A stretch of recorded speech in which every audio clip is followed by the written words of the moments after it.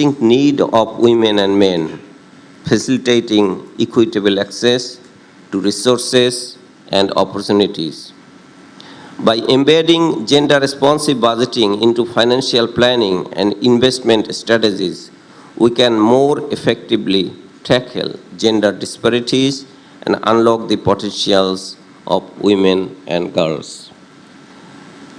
We further encourage the private sector to sign and adopt the Women's Empowerment Principles, a global blueprint to advance gender equality and women's empowerment in the workplace, marketplace, and at the community level. Develop the new product, such as sustainability linked to bonds with gender criteria and gender bonds that can help advance gender equality. Promote women's access to finance and encourage them to invest in markets and encourage in non-traditional spheres, and lead by example on issues such as women's leadership, equal pay, and sexual harassment policies. We appreciate the Dar es Salaam Stock Exchange and all our partners for this strong commitment over the years to advance gender equality. UN Women remains your ally in our joint aspiration for a more equal and sustainable world. We look forward to leveraging our partnership and working together to ensure all women have income security, decent work, and economic power and autonomy. It is time to bring finance and investment to gender equality and gender equal to finance and investing in the private sector and beyond by making gender equality a cornerstone of our financial strategies. We can catalyze sustainable growth. So let's amplify our effort now for a better future for us all. Happy International Women's Day. Thank you all again for listening.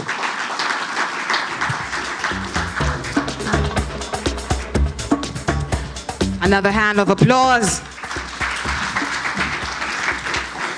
That was Mr. Mitra Sadanadra, the UN Women Deputy Country Representative.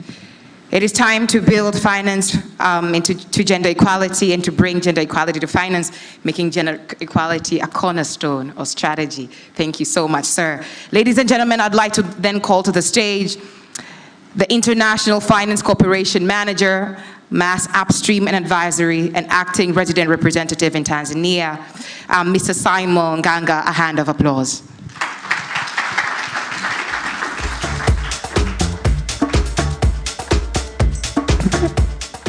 Thank you very much. So before I start, our moderator for the day challenged us to think about what does an empowered woman look like, and I personally was highly impressed by our moderator. So I think we should give our moderator a hand. That's what an empowered woman looks like. She's showing leadership. And I hope that I have twin daughters, and I hope they grow up to have the same level of self-confidence that you've demonstrated in leading us today. So thank you. My name is Sam Nganga. I have a long title that Anna and I have been discussing, but really my role here today is to represent the IFC team. I am acting country manager for a while. Our country manager is going to arrive in July. And so we're looking forward to welcoming her here. So in the meantime, I am holding fort. And my day job is I cover agribusiness, investments, manufacturing investments, project development across East and Southern Africa. And I'm very glad to be here today. I'd like to acknowledge our guest of honor, Mr. Aristides Mbwasi. Thank you. The government of Tanzania has been an amazing partner since all the time that we have been here. And about a year ago, we stood here and we said we were going to increase our presence in Tanzania. And I am happy to say we have gone from 3 people to 30 people, many of whom are here. So we're taking Tanzania very seriously, and we think there is a lot of potential here.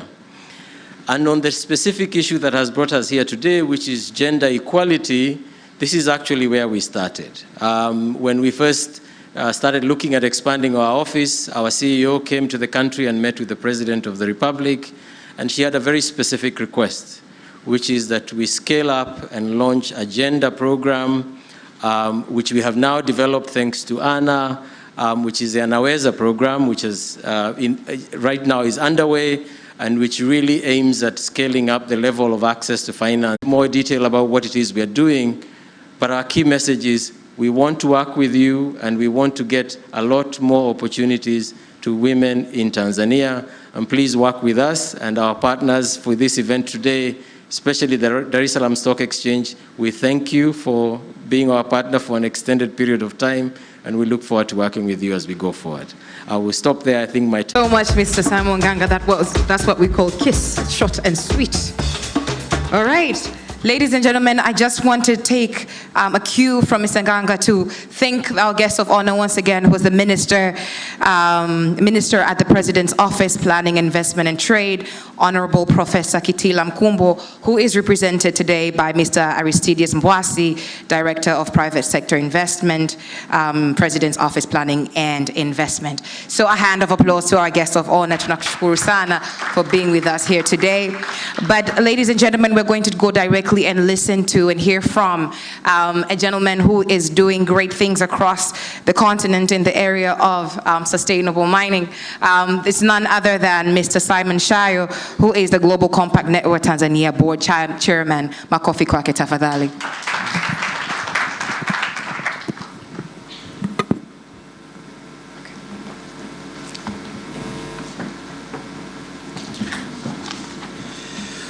Good morning. Habari za asubuhi mabibi na mabwana. It can be. So, Halila, thank you. And I think I'll join you in at least heating up the room. If we can brush our palms, please. So that this day becomes a really active. Women-led events are always better and active than those led by the other side. So if we can clap, I count and you clap. We count five times, 4 times, and then we end up with one. Whoever misses the numbers pays for the breakfast. So we go. Let's clap 5.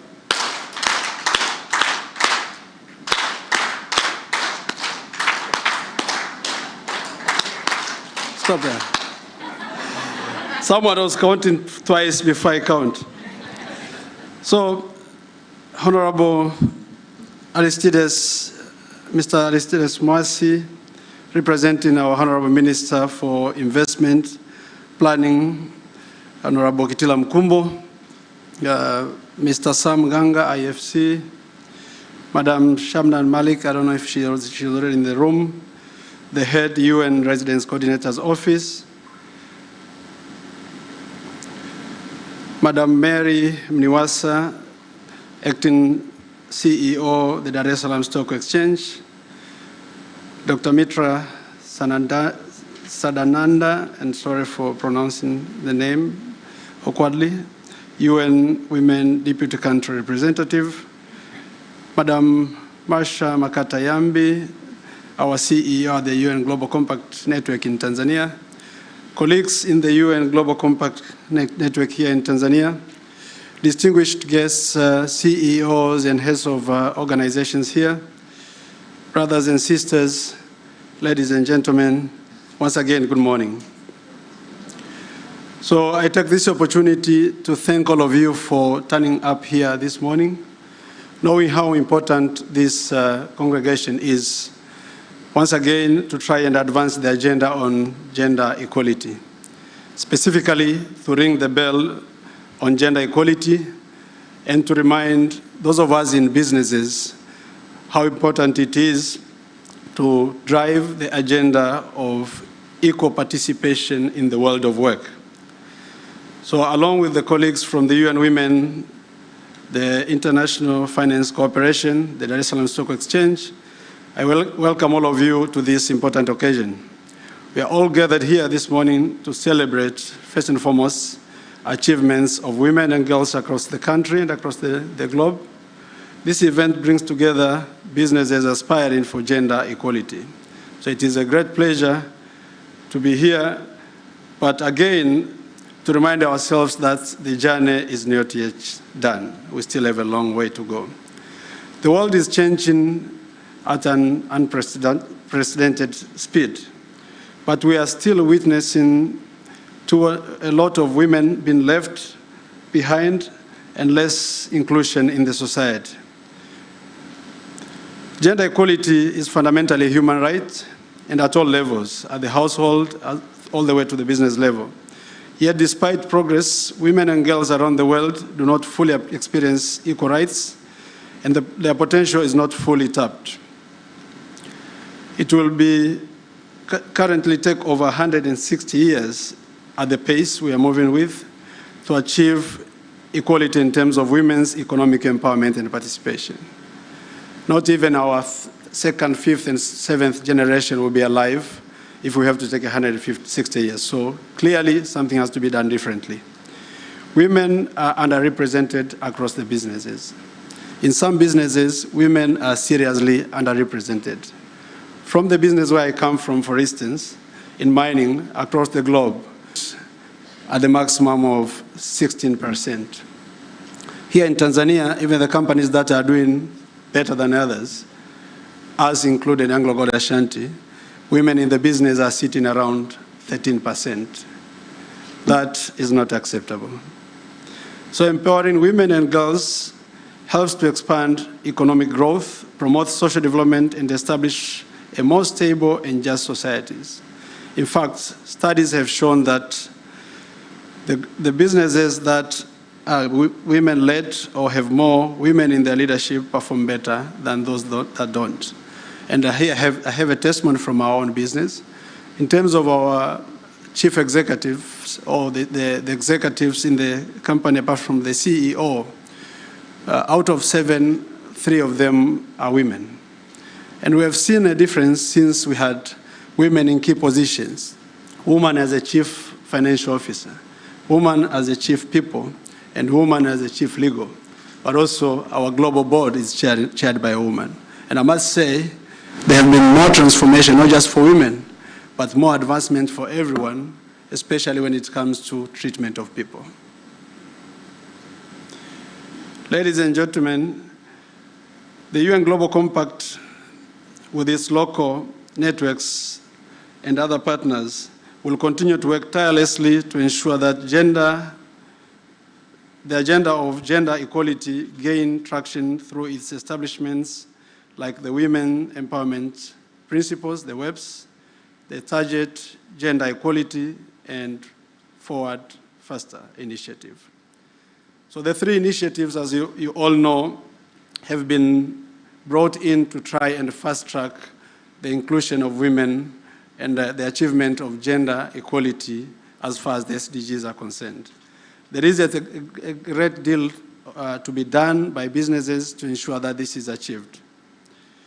Gender equality, by taking action on gender equality, you can improve performance and gain importance, but it is clear that women across the board and in enterprises where an average across countries, long-run GDP per capita would be almost 20% higher if gender employment gaps was covered.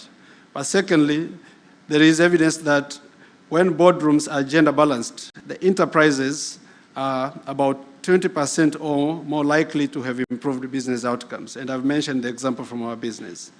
Gender equality in the workplace can help unlock more than $12 billion in new market value linked to SDGs. Here again, I'll give one example before I wind up.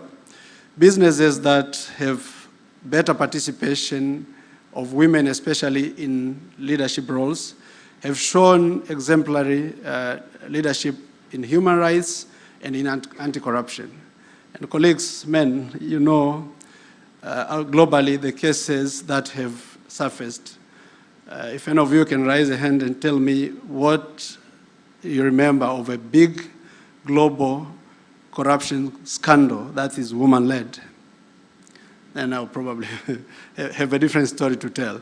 So there are obvious examples to give, and I'm not saying men are intrinsically corrupt, but the truth is the world where power is abused has to an extent excluded those who could have brought a balance, and that has to be changed. So colleagues, on behalf of the UN Global Compact, I would want once again to invite businesses here in Tanzania, those of you who are not yet signatories in the local network, to consider doing that.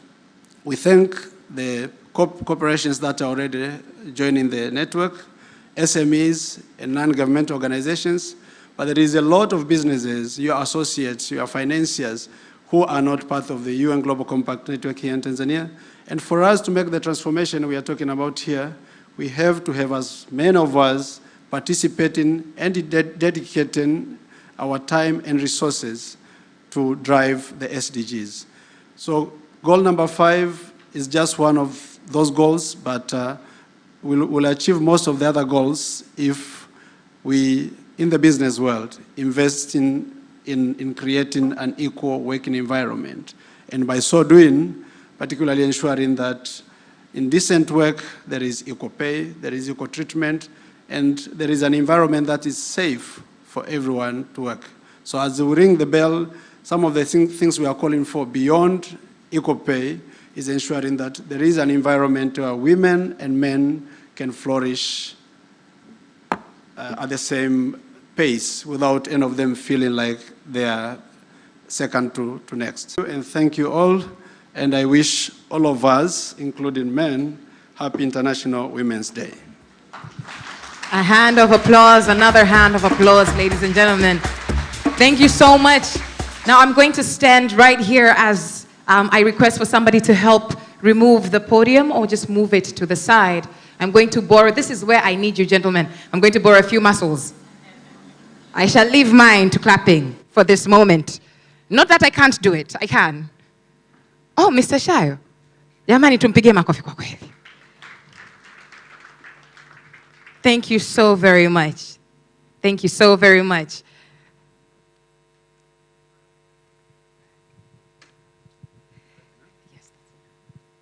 Ladies and gentlemen, just a few things. As a Chaga, Mr. Shayo, when you said we can unlock $12 billion US, I said, wow, guys, what are we waiting for? What is this? Why are we delaying? There's cash money to be made. So basically, at the end of the day, gender equality is not just about the empowerment of women, it's about the empowerment of humanity.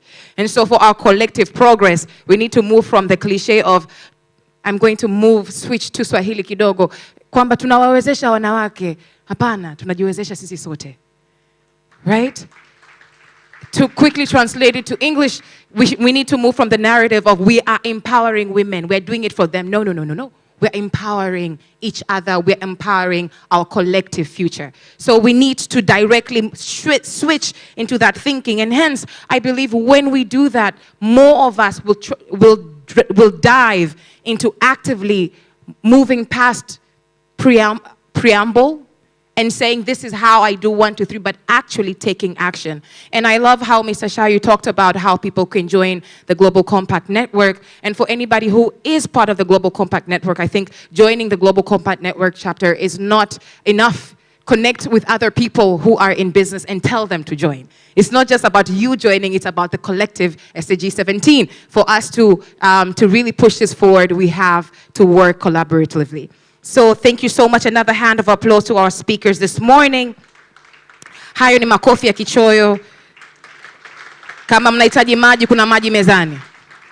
Asanteni sana. Thank you very much. We are going to move on directly and hear a message from the from IFC senior leadership. So I'm going to ask all your eyes to be directed to the screen on the podium. They call it. Hello everyone. It's great to join Natalie and all of you to ring the bell for gender equality along with our global partners, the Sustainable Stock Exchanges Initiative, UN Women, the UN Global Compact, and the World Federation of Exchanges. It's indeed our pleasure, especially this year, as we celebrate the 10th anniversary of Ring the Bell for Gender Equality. 7 exchanges participated in 2015 when this initiative was first started. Last year, that number was over 120. It's a tremendous milestone to see the growth of this global movement and to reflect on how much stock exchanges have done and are doing to advance more inclusive economies and societies. In partnership with the Sustainable Stock Exchanges Initiative, IFC is harnessing the power of capital markets to advance women in business leadership. Let me illustrate what this means in 3 ways. First, it means providing gender data by benchmarking women in corporate leadership positions at board, at chair, and at C-suite levels. This allows us to compare progress year on year and gives us visibility into the state of gender equality. For example, to provide exchanges, issuers, regulators, and other stakeholders in the G20, African, and Asian markets with valuable indicators about gender equality, we recently launched analytical reports to shed light on that subject. Second, it means advancing gender disclosure and metrics, including where women sit in organizations. In this regard, I'm proud of IFC's support of the Nigerian Exchange in reviewing its sustainability disclosure guidelines to deepen gender engagement with listed companies. In the spirit of transparency, disclosing gender-related data will allow companies on this exchange to track performance, to identify potential areas for improvement, and also to share their commitment to a more gender-inclusive workplace. And we're seeing investors look at gender metrics to inform their investment decisions. And third, it means building the capacity of exchanges, of insurers, and of regulators to help advance gender equality in their markets. Toward this goal, we worked with exchanges and regulators in Laos, the Philippines, and in Vietnam to include gender diversity provisions in their corporate governance codes. Our work with Stock Exchange captures just some of the way IFC and our partners are making headway to include women in leadership. There are more we can do and must do. The theme of this year rings a bell: to invest in women, accelerate progress, is a clear call to ongoing action. I see 3 ways in which we can respond. First, capital. We need to allocate our capital to intentionally create opportunities for women in all areas of leadership, from running an agriculture cooperative to a multi-million-dollar company listed on the stock exchange. Secondly, supply chains. We need to make sure that supply chains are inclusive of women as suppliers, as off-takers, and consumers. And third, leadership. Women need to be able to take key decisions. As corporate board members, we need to remove key barriers that prevent women from employment, such as receiving equal pay, expanding access to childcare, and addressing violence against them. Some women also aspire to be leaders as an entrepreneur. And as IFC First Director for Gender and Economic Inclusion, I join Emmanuel, colleagues throughout the World Bank Group, and all of you to mobilize the economic power of women as employees, as entrepreneurs, and as leaders. In short, gender equality is good for business. And in fact, Natalie, every business on every stock exchange wins when women win. At IFC, we remain committed to investing in women and accelerating progress together with all our partners. So, this International Women's Day 2024, as we ring the bell for gender equality, let's recommit to creating a world free of poverty on a livable planet through the equal participation of everyone, men and women.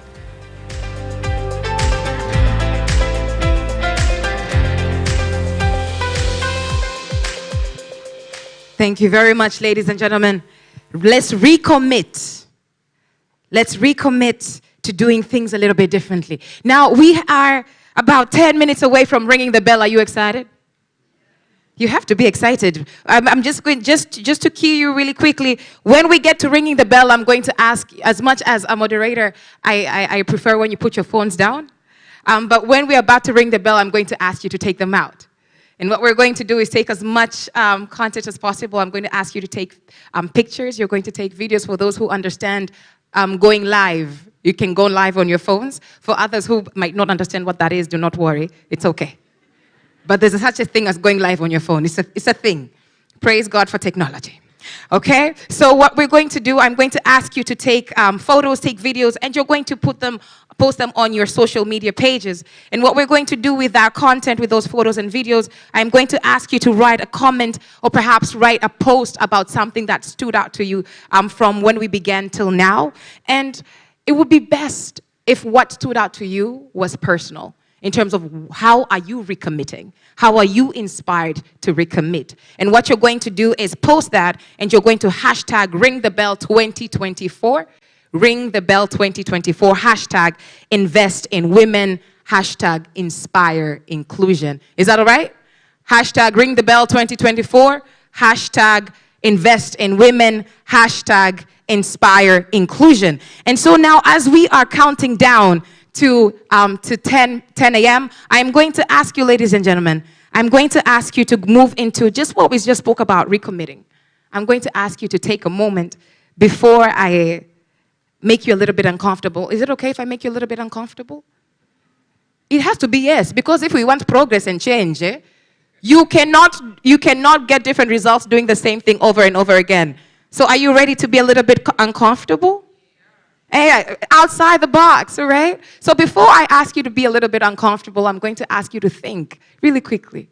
How are you recommitting to gender equality this morning? How are you recommitting to gender equality this morning? And as we think about inspiring inclusion, as we're thinking about gender equality, let's not just think about the women, let's not just think about leadership as women in the workplace.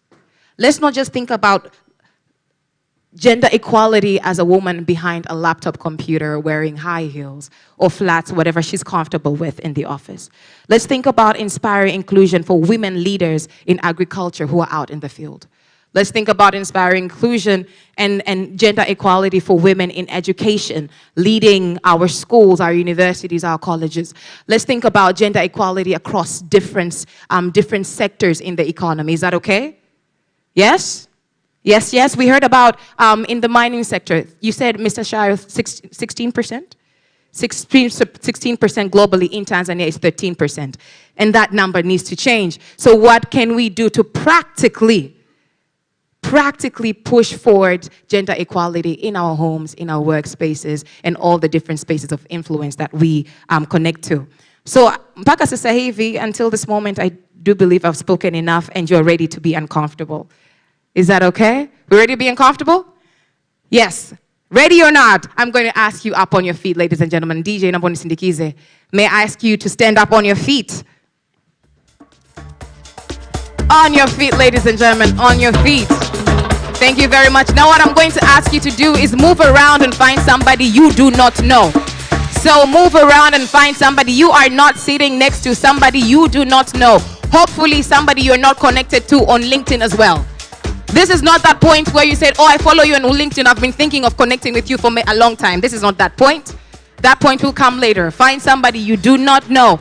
And then what you're going to do, you're going to tell them your name. You're going to tell them where you work, and you're going to tell them what you do currently for gender equality. And after that, you are going to share how you are recommitting. What are you going to do differently? Your name, where you work, what you are doing currently to push for gender equality. Lastly, what are you going to do differently? What are you going to do differently?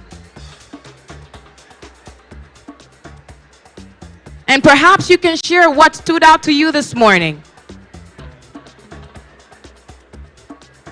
All right.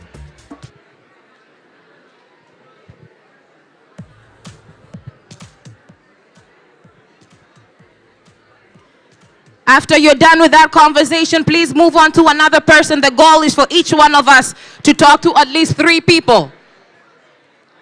This is not that point where you're pitching. This is not that point. Connect to at least 3 people. If you've come with business cards, that's the point where you also start giving them out. Connect to at least 3 people. Be uncomfortable.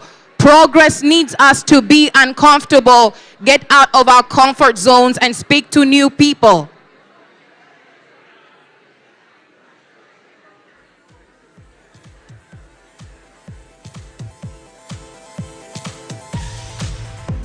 If you have finished speaking to that person, move on to the next person. My name, this is what I do. This is where I work. This is what I do currently for gender equality. This is how I am going to recommit to inspire inclusion.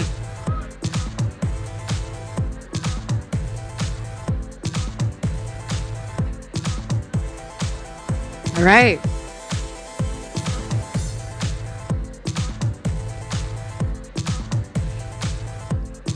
If you find yourself still sitting down, remember, you are one of the reasons we are not pushing forward.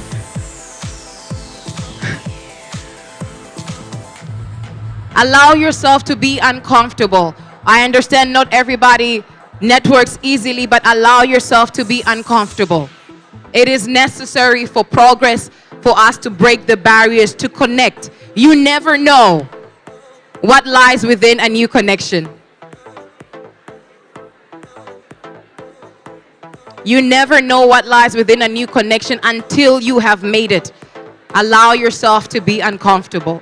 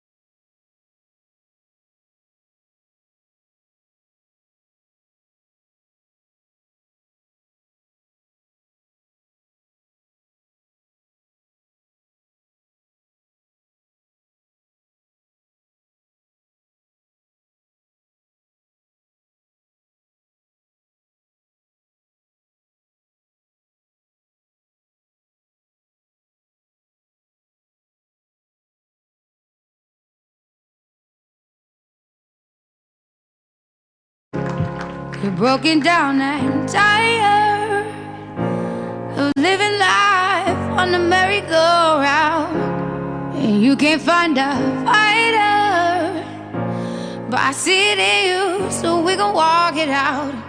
Move mountains, we gon' walk it out and move mountains. And I'll rise like the day. I'll rise up, I'll rise unafraid. I'll rise up, and I'll do it 1,000 times again. And I'll rise up, I like the waves. I'll rise up, in spite of the ache. I'll rise up, and I'll do it 1,000 times again.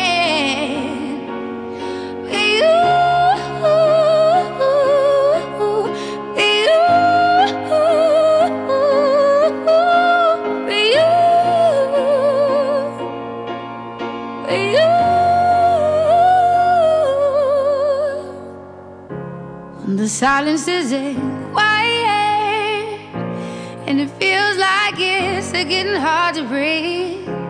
And I know you feel like dying, but I promise we'll take the world to its feet. Move mountains, bring it to its feet. Move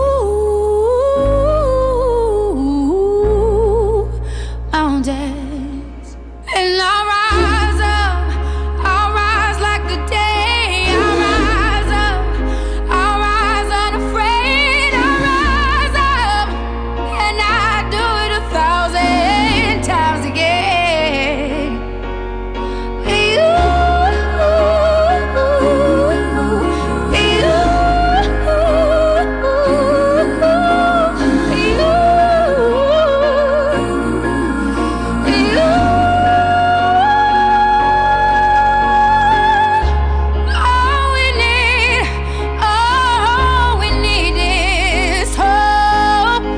That we have each other, and for that we have each other, and we will rise, we will rise, we will rise,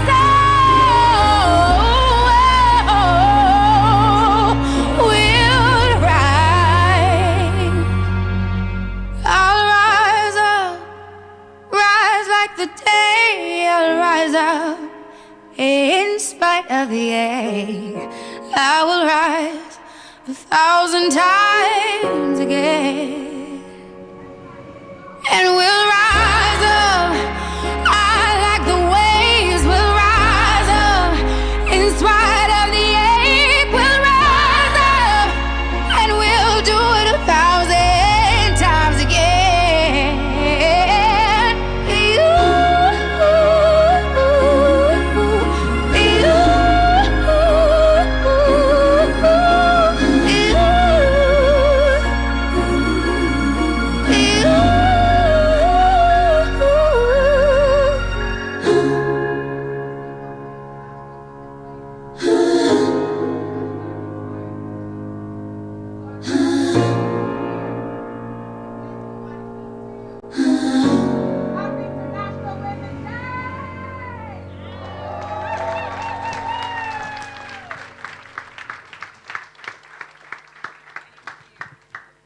A hand of applause to Jeff as well as Irene, the team from Unleashed Academy for Creative Arts and Leadership. Makofi kwa wote na tafadhali. We are going to move on swiftly into our panel discussion this morning. I'm going to have the team assist with bringing the chairs as well as preparing the table for the panel discussion. But before we get into that, we have a video ready. Forward fast. All our eyes to the screen, tafadhali.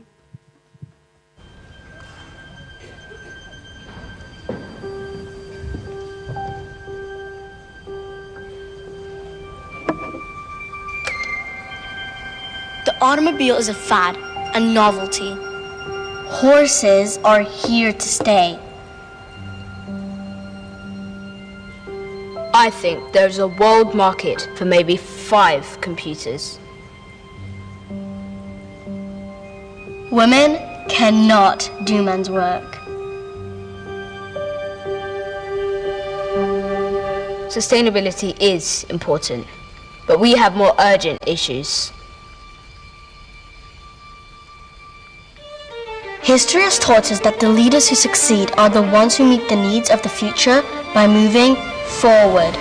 To achieve the Sustainable Development Goals by 2030, we need forward thinkers. Those who see the SDGs as a driver of growth, not reputation. Who are busy making progress, not just pledges. Who know sustainability is the future, not a trend. Because right now, only 15% of the SDGs are on track for 2030. Some are even moving backwards. And the majority of businesses aren't setting bold enough targets. Forward Faster is here to guide companies on the areas where they can make the biggest, fastest impact for 2030. Because sustainable companies give us the best chance of achieving the SDGs. But we need you to take more ambitious action. The people and planet of tomorrow are relying on the forward thinkers and doers of today. Don't fall behind the times. Move forward faster.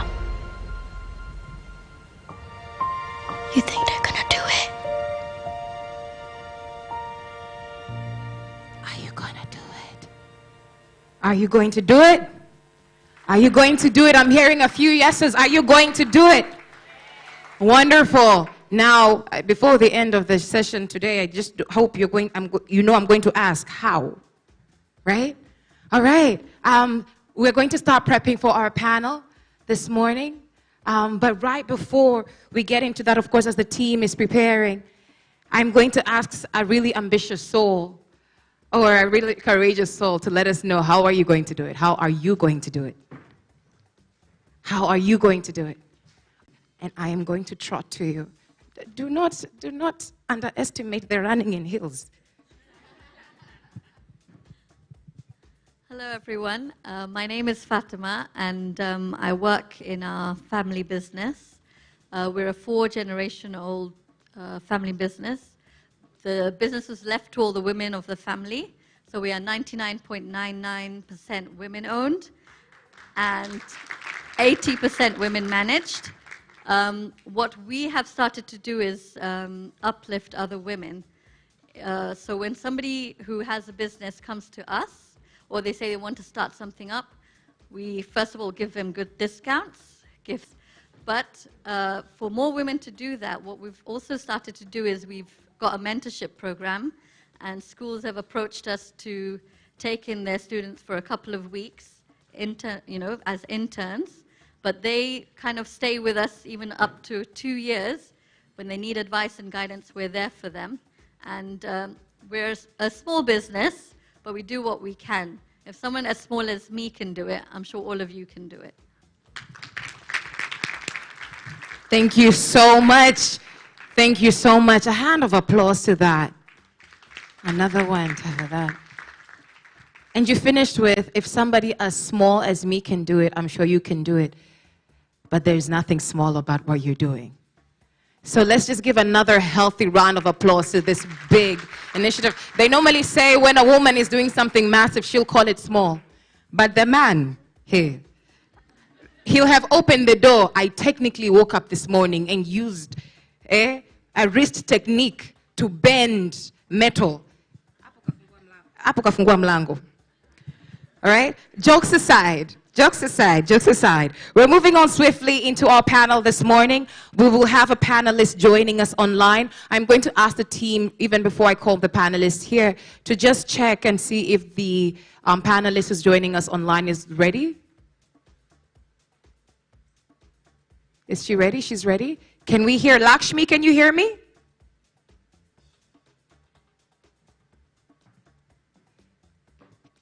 Can you hear me, Lakshmi? Can you hear us?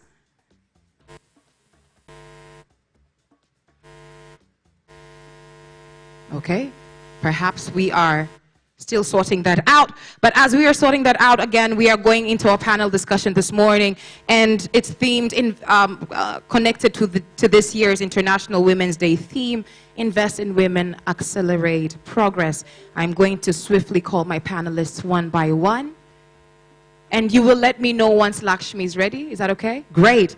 We're going to start by prepping our hands to give our panelists a round of applause. Makofi tafadhali. Guys, in case you're hungry or thirsty, there's water on your table.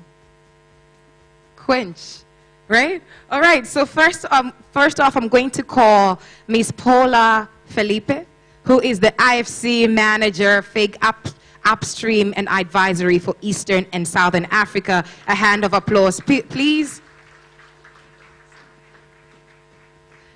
Next, I'm going to call to the stage Mr. Alex Mgeni, Head of Business Banking at NMB Bank.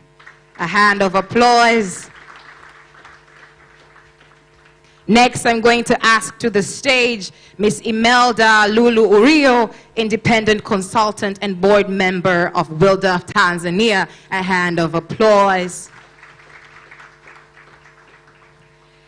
Lastly but not least, physically in attendance, we have with us the Vice President of Corporate Affairs, Mr. Simon Shayo from Anglo Gold Ashanti, who is also the board chairman for the Global Compact Network Tanzania. A hand of applause to Mr. Shayo.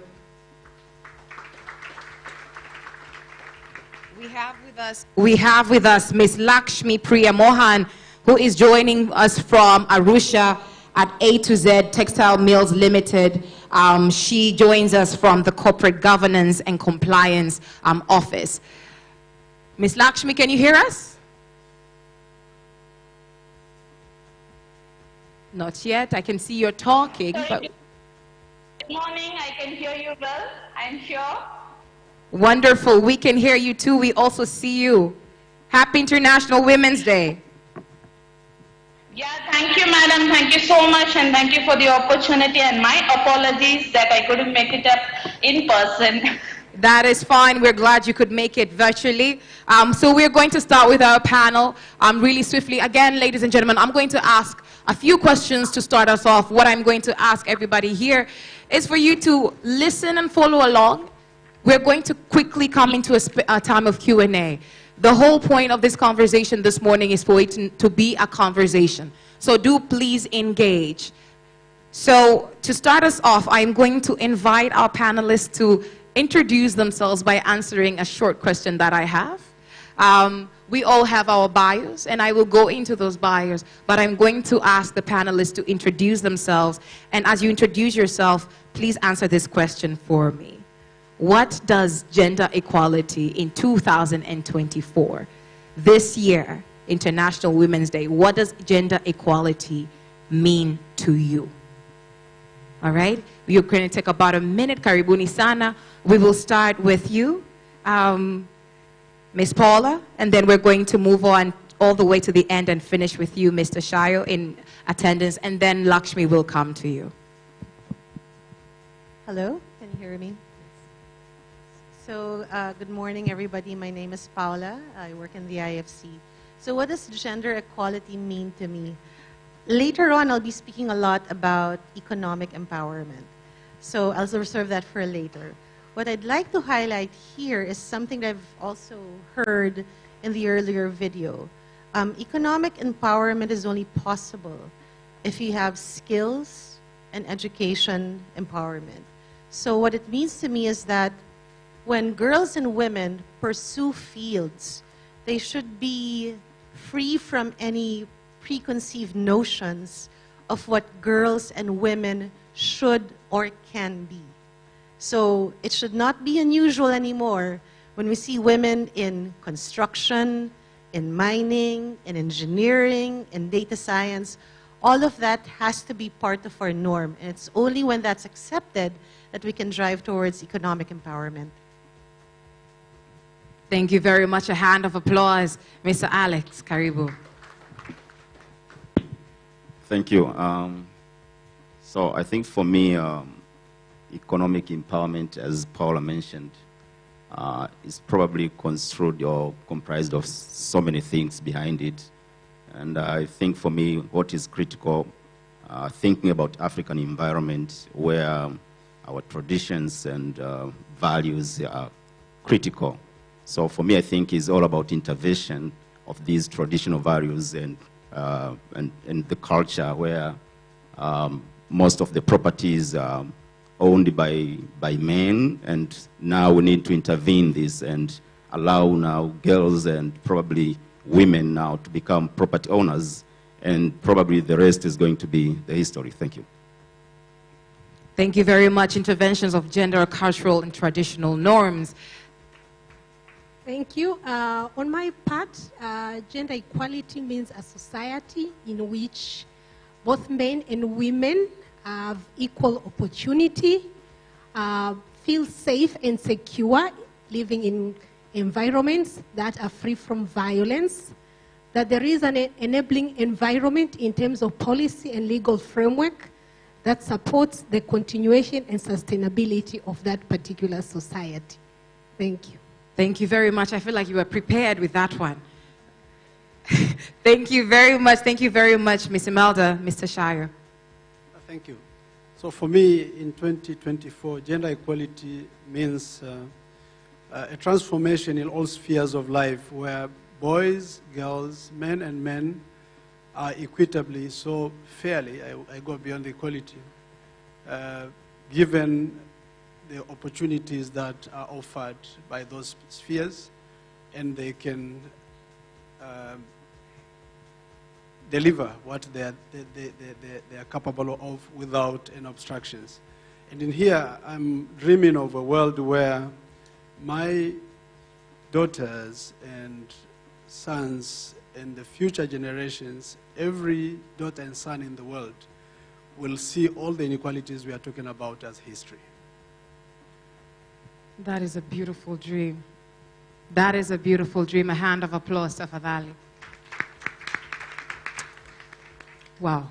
Ms. Lakshmi, over to you. Yes. So according to me, if you ask what is gender equality is, I can proudly tell this moment and today I can see so many gentlemen gathered over here to support the women, and this is where gender equality starts. And the real empowerment we can see in our true eyes, yes. So there is a good, healthy relationship and where men are in the welcoming hands to support us in all. And that is what I feel now the transformation has come, and we are in the era where there is no any differentiation like men and women. It's all we are, and we can see the ratio now in our forum that is almost equal, and I can see majority of the men supporting this event, and they are present here. This is where the world wants to see, and we ourselves will see a global change in the recent era. Thank you very much. A hand of applause to that panel. Ladies and gentlemen, that is your panel this morning. According to the Global Gender Gap Report 2023, it will take 131 years to reach full parity. 131 years. Will you still be alive? Bring it into perspective. While the global parity score has recovered to pre-pandemic levels, the overall rates of change have slowed down significantly. Even reverting to the time horizon of 100 years to parity projected in the Global Gender Gap 2020, it would require a significant acceleration of progress, else another generation of women will have to wait for gender parity. That means unless significant change happens within our generation, within significant, bold, and courageous steps are taken within our generation, we are leaving this world with the same problems we found it with. And not only are we living it with the same problems we found it with in many areas of the SDGs, we are living it worse than we found it. And so, that brings it into perspective. You can think about how old you are and how many years perhaps you still have on this earth, and what you will do to make a difference in the time that we do have. Because again, 131 years to reach full parity. So unless significant acceleration of progress is made, the next generation, your children, your twins, Ms. Nganga, we'll also be fighting for gender parity. Over to you, Ms. Paula. The private sector needs to play a significant role in ensuring that investment in women has a positive trajectory, especially through innovative solutions and products to help accelerate progress. Tell us how IFC is working with private sector companies, including financial institutions, to invest in women proactively and innovatively. Karibu sana.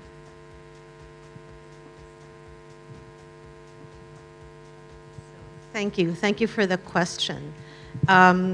So IFC, I'd like to address this question by focusing on what we do with financial institutions. Our work with financial institutions, we don't invest in banks and FIs to gain profit, per se, right? We do it because we do see the banking sector, the financial sector, as the channel towards economic development. It's through the banks that we're able to reach underserved segments, which, if tapped properly, can drive economic growth in a country. And one of these important segments is the women's segment. So just very briefly, in Africa, what we've achieved so far through our Banking on Women work is through 37 commercial banks that we've worked with.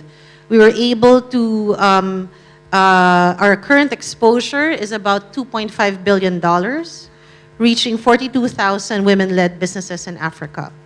And through our microfinance partners in Africa, we have an outstanding exposure of over $600 million, which has led to providing access to finance to over 800,000 micro women-led businesses. Okay. How do we do this? We do a combination of intervention of both providing finance and providing technical assistance. My work in upstream advisory is to provide the latter. So we make sure that banks understand the business case. And I like what was said here. Working with women is not just about reputation. It's about growth. It's good for business. So essentially, we help FIs understand what it is that will make it good for business to serve the women's segment. But beyond working with the FIs, we also work with the FIs' clients. It's important for us to reach them directly so that we can provide a needs-based and demand-driven solution for the financial institutions.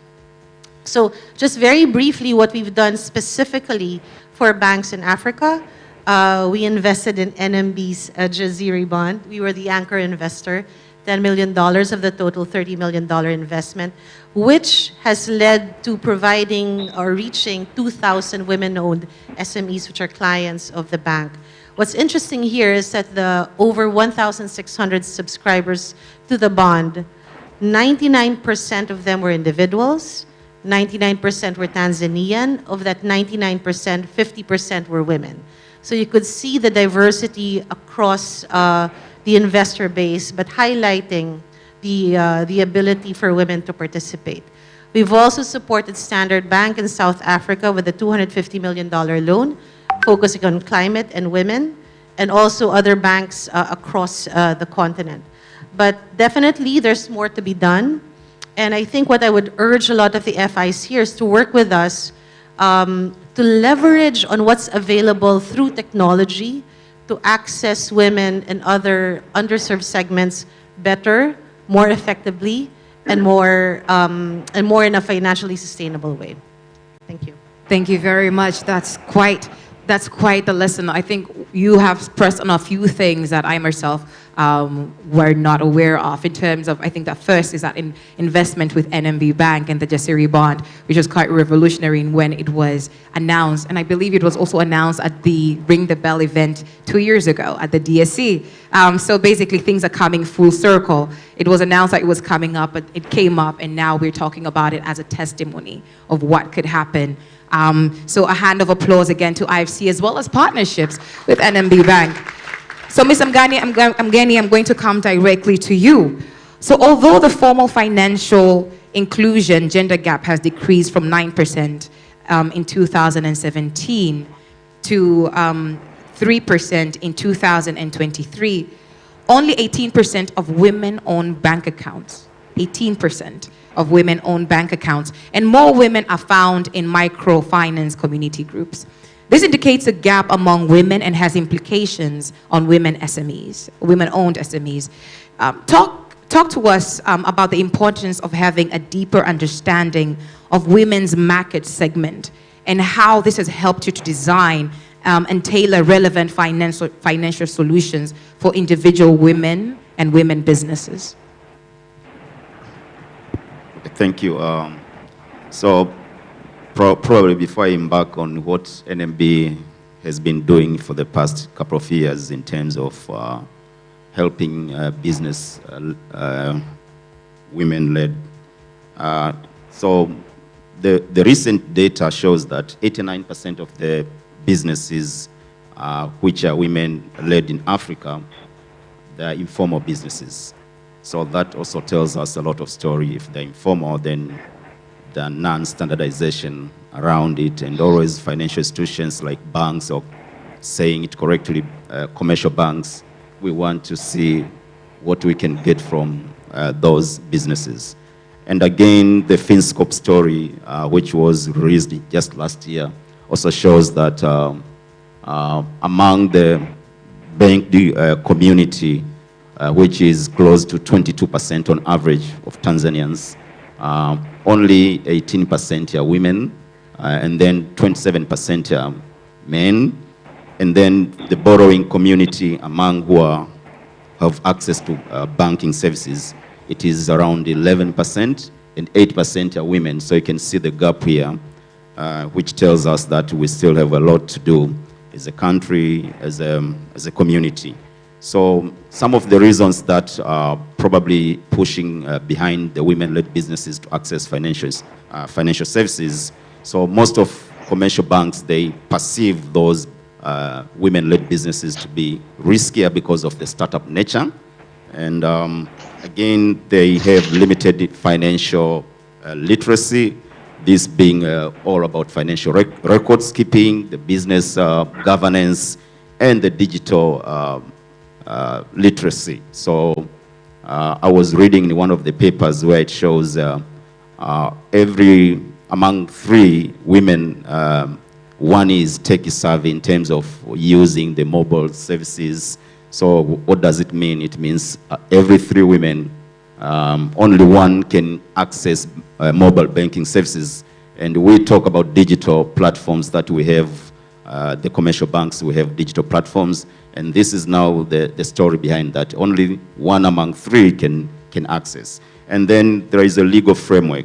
All the processes to get ownership of the property, it's overall cumbersome to the women.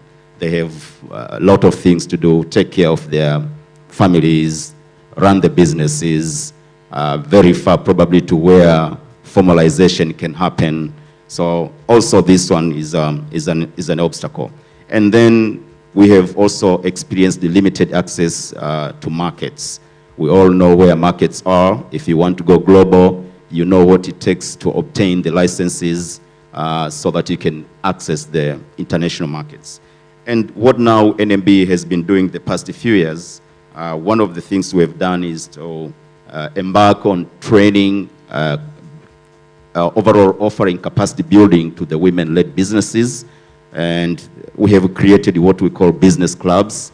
And now we are looking on doing them on the sector basis. Some of the sectors are predominantly probably led by men, and we are trying to see the likes of contractors, where we see very few women participating in such sectors, and we are trying to see what else we can do as NMB Bank so that we can scale up the access to banking services to the women-led businesses.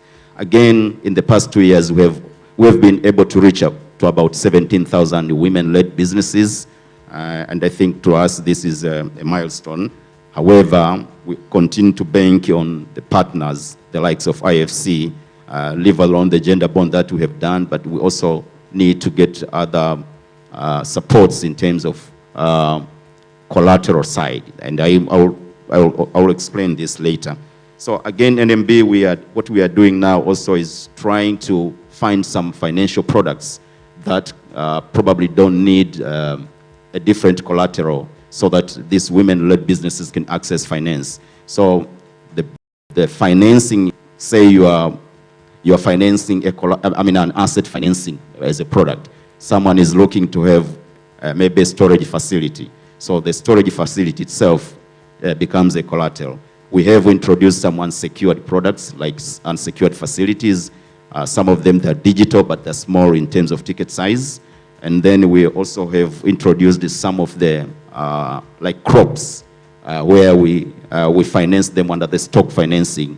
And all this is done to navigate away from where most of the women, we understand they face challenges in terms of owning assets, the likes of properties. They don't own houses, which we consider it as a security or a collateral.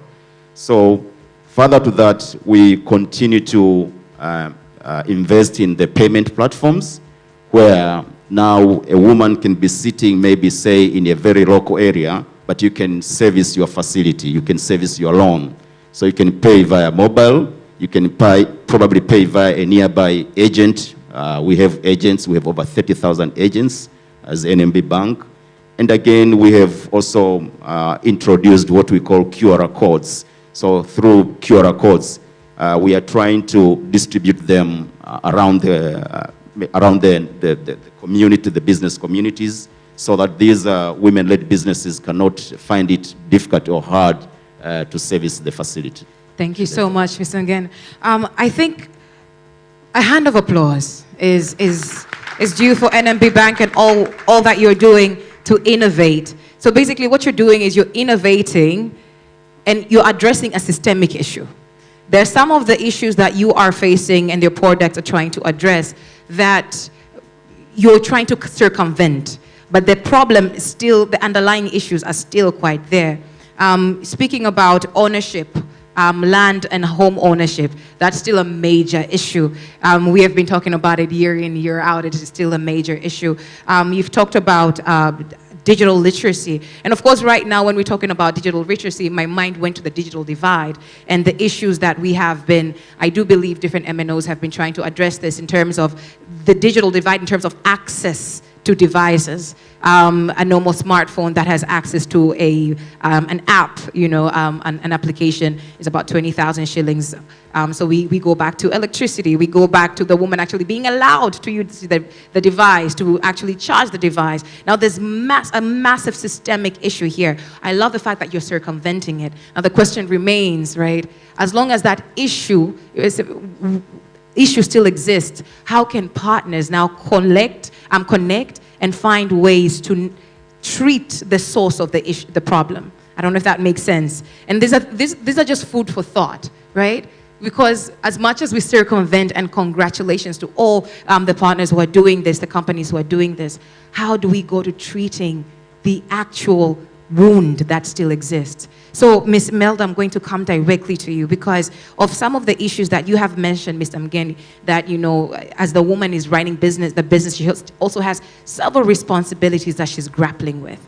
And she's still trying to grow and build a business, pay back a loan, but we still see women succeeding despite all these odds, right? And hence a woman is a fair bet. Now, one of the challenges that women still deal with in this day and age is gender-based violence. As much as we don't talk about it in these platforms, it's still alive and well, thriving in fact. And Tanzania has made great efforts to address gender-based violence. Yet, about 3 in 10 women 3 in 10 women have experienced violence since the age of 15, and 39% of married women have experienced intimate partner violence. So in your experience, Ms. Imelda, you have been in the GBV space for longer. What are we not doing? Why is this still the case? Because we can have a woman go and out of the amazing numbers that we have, Mr. Mgeni, this statistics tells me that several of the women who are still accessing these solutions are also facing GBV. So what are we doing wrong? Thank you. Yes, GBV is a big problem in Tanzania. Can you imagine? 3 out of 10. So if you sit on the table and you count yourself and you see 3 of us in the tens, there has to be one who has experienced violence. And when you talk of gender-based violence, it's not only physical, it's sexual, it's economic. What has been addressed here is how the economic violence that affects women in different spheres. But it's also cultural in terms of how do we consider GBV in our context, social and cultural context. Some is acceptable. And studies have shown that even within women themselves, they feel certain acts of violence done to them is acceptable to them. So there is need, and there has been a lot of efforts done to change mindset and perceptions in terms of gender-based violence among the women themselves, but also women with men, because most of the time you find structural mechanisms to address violence have men in place to assist. So we have a lot of men engagement when you address issues of gender-based violence. But also, apart from awareness raising, there has been efforts to establish mechanisms to address perpetrators of crimes, but also response to violence. So in Tanzania, we have the legal framework that addresses issues of violence, such as physical violence, sexual violence. There is still a gap in economic violence and psychological violence. And most of the time, we want to address psychological violence because psychological violence affects how women aspire or work in spaces, particularly in employment. So you find a woman who has experienced violence is either stressed, anxious, and at times is unable to take up opportunities. So you might say we have equal opportunity employers, but in workspaces, you find women are not prone to take up positions or promotions. They do not want to advance in their careers. So despite the fact, so we still also have those challenges. And we have to consider those in our workspaces. And when we talk of GBV, it's not only within workspaces, but also within private spheres. When what women experience in their homes, in other spaces, also affect how they perform at work and in employment spaces. So these are places that we can consider. So the mechanisms in place include existence of police gender desks where we can report issues of violence. We have one-stop centers which bring about multi-stakeholder approach into violence. You have health personnel, you have sociologists, legal officers who can assist women in such spaces. But also, there is also initiatives of having integral court systems where both you can get assistance in issues of violence. But we also encourage different spaces to ensure that we have a framework to address violence. I saw this morning we are talking about safeguarding. So there is definitely policies within workspaces that can assist women to address the issue of violence, but the issue of violence is still very prominent and we really need to work together to address it. Thank you. Thank you very much. A hand of applause, Tafadhali. Yes, a lot has been done, but we can reflect on this because I had a conversation with 2-3 people before we started this morning, and don't worry, I will not put you on the spot. One of the things that stands out is when we talk about GBV, you've mentioned there's the physical violence, and then you've talked about psychological violence, and then there's economic violence. A lot of times we don't think of those things as acts of violence. And then every time we think about GBV, we think about the man against the woman. However, there are many forms of violence that women do against each other. So when we think about gender-based violence, it is really broad in terms of you can think about yourself as the victim, And we must also think about ourselves in the instances in which we might have been the perpetrators. Because there are many cases in which we might be perpetrators and not necessarily know it, especially in workspaces. And also, you talked about being able to report in the workspace. Now, one of the questions I normally have, and I'm looking at my experience, what would it look like if each workspace had a way for somebody to anonymously report abuse every time they faced it? Not only the employed, but even those who are trying to be employed in that space. Because several times, young women, and I'm going to go into young women, and I can say young men too, but as a young woman, it leads me to speak about the young man's experience. I do know young women face a lot of issues when they're trying to get employed, trying to access partnership opportunities with different companies, with different organizations that are solicited from different types of favors. But because you don't work there, there's no mechanism to report. And so you leave feeling that you are not necessarily capable of, or you leave feeling one way or the other scarred, but there's nowhere to go speak about it. So what would it look like if all our companies had a way for people to anonymously report some sort of abuse? And I'm calling it abuse at this point, but basically some sort of solicitation that was one way or the other perhaps unfair. Is that something that could happen? Right? And I'm going to leave that as food for thought and move on directly to you, Mr. Shayo. Mr. Shayo, and we're going to come into the impact of climate change and biodiversity. The impact of climate change and biodiversity loss poses a disproportionate burden on women and girls in limiting the achievement of Tanzania's commitment to the 2030 global agenda and the Africa we want by 2063, that is the AU Agenda 2063. What role do you believe corporate entities play in championing climate action through the involvement of women for gender equality and women empowerment? Well, thank you, Halila. And I do agree with you. If there is one form of affliction that has been on women and girls, is the way humanity has treated the environment. And as a result, women bear most of the burden, whereas the perpetrators and the consumers of the benefits of what we are seeing in climate change are to a great extent men or perpetrators of those actions. And this may be seen as something that can only be corrected by the society, the broader society, or the governments. But the reality is most of the businesses do make profit. And if we are able, in the course of planning a business, to, from the onset, plan a business such that you consider your climate targets. You have clear, reportable climate targets. Companies like ours, for instance, that do mining, are by nature very intrusive to the nature. But it is possible at the same time to conserve. Say, for instance, a company like ours, you mine in a forest reserve. You can't just go around falling all the trees because you want to mine.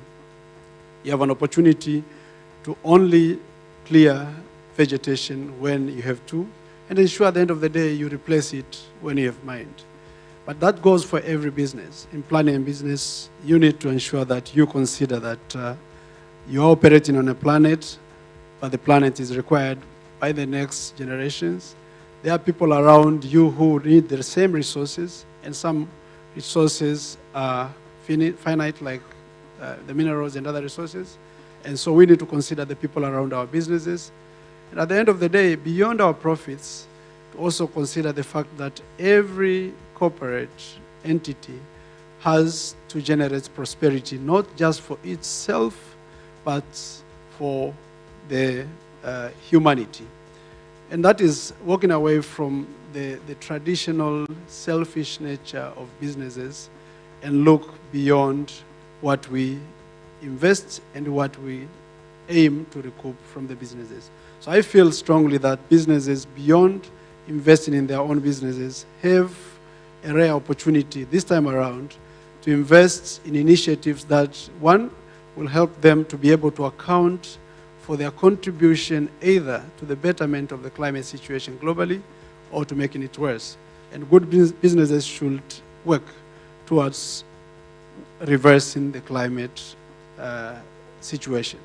Things like carbon targets. Almost every company can afford to have a carbon target. Creation of clean energy, for instance, is not for companies that are trading in energy.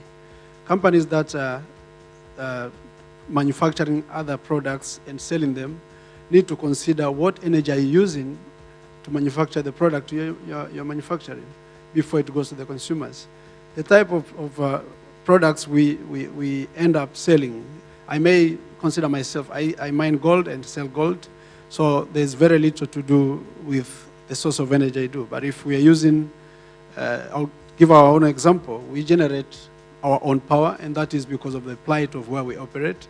Generate power where we spend millions of liters of either heavy fuel or diesel.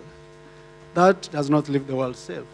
But if there is a possibility of working from that and go to a cleaner energy, which we are doing now by connecting to TANESCO, we'll have a better mixed energy. And at the end of the day, you won't see it at the selling point when you're selling the gold. But you can account for it and say, by 2030, by 2050, my contribution to zero carbon emission is so much. And I believe every company is capable of doing that. Thank you very much. That is indeed a call and a challenge. A hand of applause to Mr. Shayo and Anglo Gold Ashanti for all they're doing. In the cause of planning, every business has to have clear, reportable climate targets. Mnazo. Food for thought. Do not respond. You know it within yourself. I think these are very clear. It's a very clear challenge, and we know what we need to do. And I think if I summarize basically what you've said at the end there is basically we should not be complacent. We must not be complacent. Keep innovating. Keep thinking outside the box. Thank you so much, Mr. Shayo. Ms. Lakshmi, over to you. Can you hear me still? Yeah, yes. Wonderful. So, Dr. Lakshmi, women's unpaid care work in Tanzania is 4.4 hours per day compared to 1.4 hours per day for men. All right? So women's unpaid care work in Tanzania is a lot more compared to that of men. And cultural norms and lack of access to productive resources undermine women's ability to thrive in the workforce. Women are also overburdened by unpaid care work and societal expectations concerning women's roles as caregivers and access to employment undermine women's ability to thrive in the workspace. Kapike. In an industry where more than 50% of its employees are women, and I'm talking about specifically the textile industry in which we work, what are you doing to promote equal access to employment, especially for low-income workers? Yeah, thank you. Thank you so much for the question. And especially, yes, as mentioned, Great Textile Mills Limited, which is located in Arusha, we have about 60% of women employed with us. And to have 60% of women employed with us, it's not so easy because women will always undergo different phases in their life where when it comes for their maternity phase. And obviously, we have the majority of the employees at the bottom of the pyramid level. And where you see these women, they wanted to work, but their concerns, various reasons, they are getting struck for coming to the work. And the company have developed a policy and decided that, okay, what if we provide a child care in our organization to avoid women stopping to coming from the work after their maternity phase or being a new mother, because there is they have to take care of the child, and also there is much needed for the breastfeeding for the infants and the newborns. Yes, the company has set an in-house childcare center for the women mothers. And now they are entitled to get that privilege, and they see their kids coming to the work, and they can take their kid while they are coming from the work. This option is given for the women who they can the age of 2 years. Lakshmi, we can, the audio is breaking a little bit. Could you repeat the two sentences? Yes. Is it okay now? Yes, much better. Yeah, okay. So, organization has set up a childcare center for the women employees, and now here the women is free to leave their kids or the newborns in our childcare, and they can take them back when they are leaving from their work. And absolutely, it is free of cost. The taking care of the kids, including the people who are taking care of the kids, and the food and the milk which we are providing to them is absolutely free. It is taken care by the company. So in this way, what we have found is, yes, we have retained and we have reduced the attrition rate of women who are under the government agreement. So, and also they feel comfortable in working, and we see the results on the productivity as well.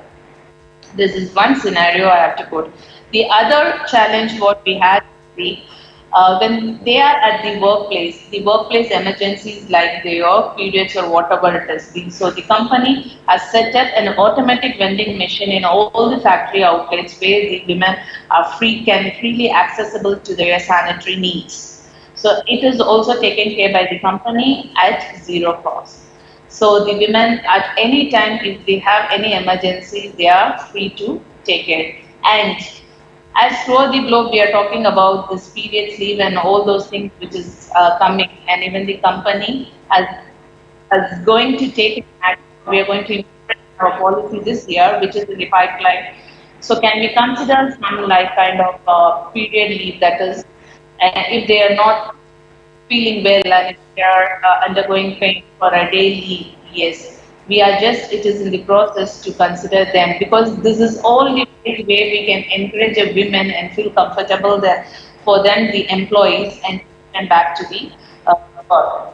And also A to Z provides free milk for the new mothers up to 1 year, and the pregnant women are allowed to take a short breaks whenever they feel during their works, and they are allowed to take their foods or the supplements which they are in need.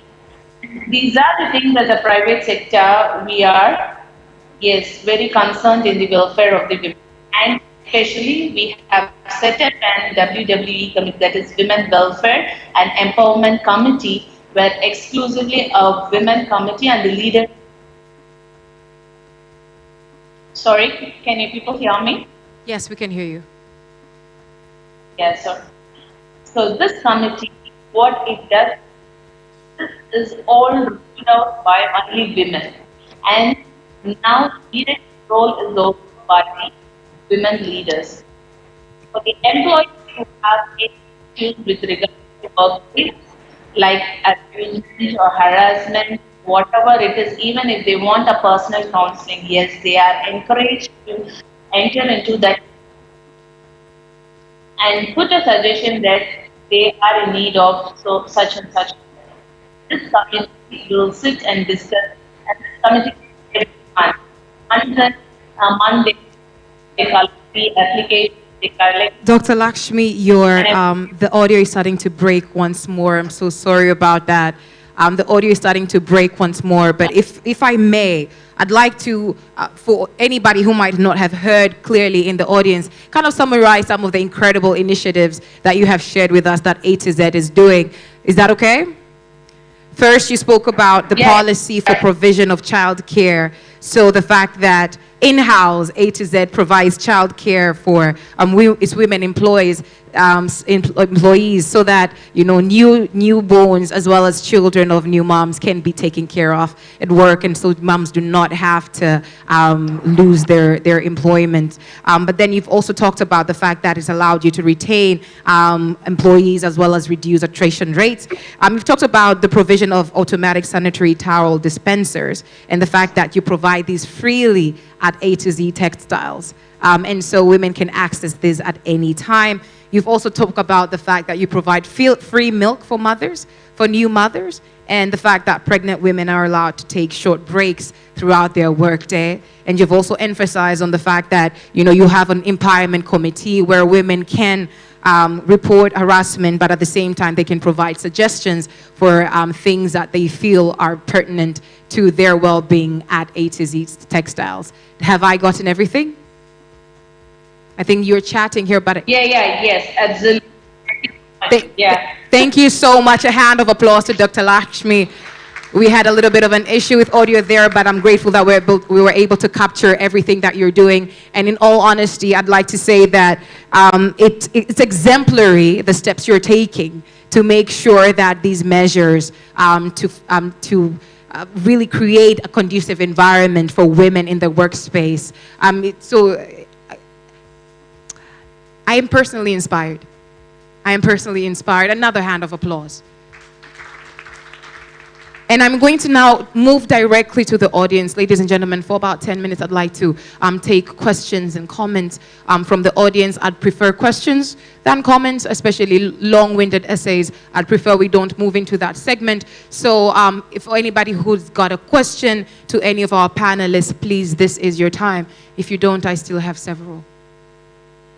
If anybody has a question, we've got Dr. Mitra. I'd like to take 3 hands, if that's okay. We have a hand over there. One last hand addressing it too. Thank you. Yeah, so if I focus this year's our International Women's Day focus, invest women for accessing gender equality. Yeah, so, and in this, it shows that we need investment, and private sector has a huge role. So my question is, you have so many investment for women business and others. So one issue is those who are in the risk group, particularly the rural women, and they don't have anything. They don't have capacity. They don't have digital access, financial access. So what steps, do you have anything for these type of groups, because they are the most vulnerable. And if we see the Agenda 2030, leaving no one behind, so we have to tap them. So do we have a special focus to reach those groups? Because if I share my experience, when I, sometimes I'm traveling remotely to go rural women, and I found some areas, there is nothing, no infrastructure, Arusha, remote area. And I was standing and asking myself, I'm working in women, but if I am here, nobody is listening to the voice of the women. So how do you think this type of, to address this type of group, those who are more vulnerable, do you have a special focus to tap this? They mentioned they don't have collateral, nothing. So do we have a special package for this type of groups, particularly IFC, and because we're talking nowadays social business, Yeah, so that is my question. Thank you very much. Initiatives to reach rural women residing in rural or remote Tanzania. How do we reach them? Thank you. My name is Claire. I have a question to Madam Priya. First of all, let me congratulate you for the great initiative you're doing for the staff at your industry. But I have one question that is a bit different from what you just presented. It's known that the textile industry produces a lot of waste. It is notorious in terms of waste that are being generated. So I would like to know, what is the company doing in terms of making sure that they are reducing their environmental impact? Generally, how are they doing to decarbonize their entire supply chain? That is one. Secondly, briefly, I would like to pose this question to Madam Paula. I remember 2 years ago, IFC had this program called Women Means Business. It was quite a good program that meant to empower women to upskill their business and entrepreneurship skills. I would like to know, do you have any plans to continue with that program, particularly in empowering women who are into startups that are more focused on environmental businesses or green businesses? Thank you. And last but not least, this is a challenge for all of us here. It's just a question that how many of us here have sustainability strategies, and how many do we actually implement such strategies? And for those who do not have any, I think this should be a wake-up call to all of us to start acting, because the time is now. We don't not have much time left, and the impact of climate change is real. We can all witness to that. So that's all for me. Thank you. A hand of applause. The textile industry produces a lot of waste. What are your strategies to decarbonize?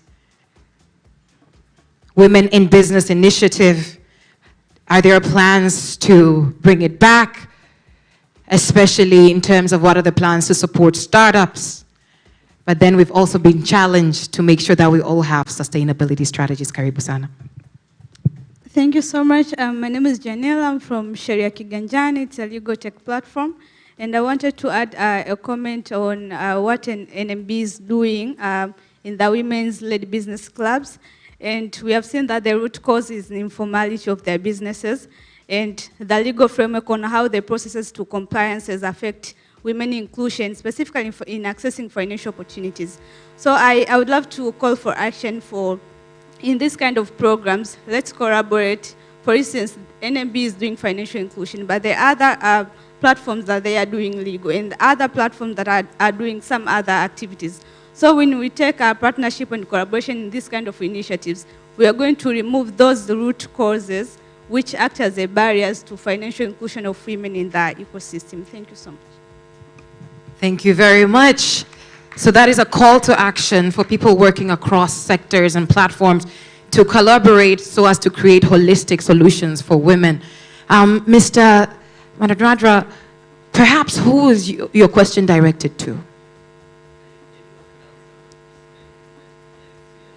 Okay, so we will direct that directly to Mr. Shayo as well as over to you. So we'll start with your question, Dr. Lakshmi, A to Z Textiles, in terms of, what are you doing to decarbonize?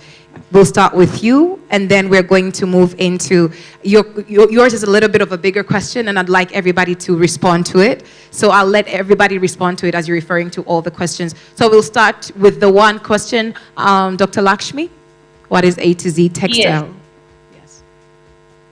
Sorry, what is A to Z? Textile doing to decarbonize. So the textile industry produces a lot of waste. So what strategies does A to Z Textiles has to decarbonize and reduce its waste production? Okay, when you ask about A to Z industries, the main thing is when you consider that A to Z, it's not only dealing with textile, garments, all other products as well. Like back manufacturing. Sorry, can I have muted from your end so that you can hear me well? Can we mute from our end? Yes. Okay. So A to Z Textile Mills Limited is not only dealing with the garment manufacturing or textile we do have many products like cement bag manufacturing, tarpaulins, and we have a plastic manufacturing division and and bed nets, mosquito nets, and we have quite number of manufacturing units in one compound.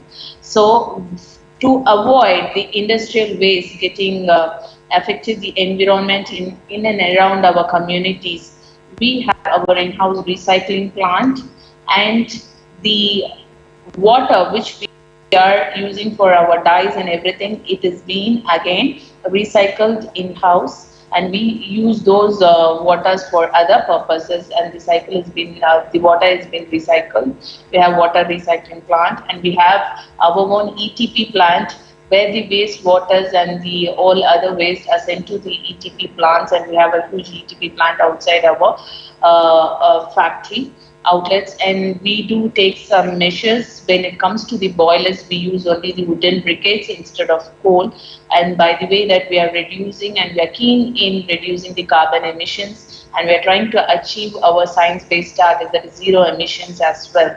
So and now A2Z is planning to set up solar panels in one of its units to try out how best we can reduce the use of power, the electricity, which is also in turn is going to affect the environment and emissions. So almost we are in the process, and we have got the approval in setting up the solar panels in one of our units, and I think by the end of 2024 we can do that in live and we can see. So we are taking a considerable measures in reducing the carbon emissions.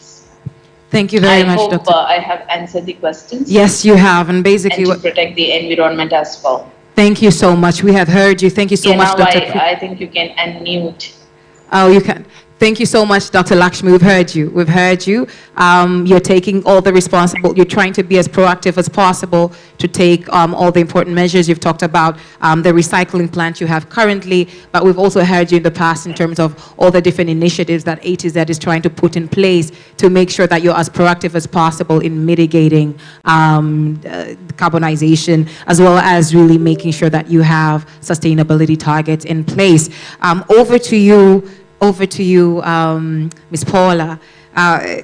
The Women in Business Initiative, as well as what initiatives do you have to reach rural and remote Tanzania?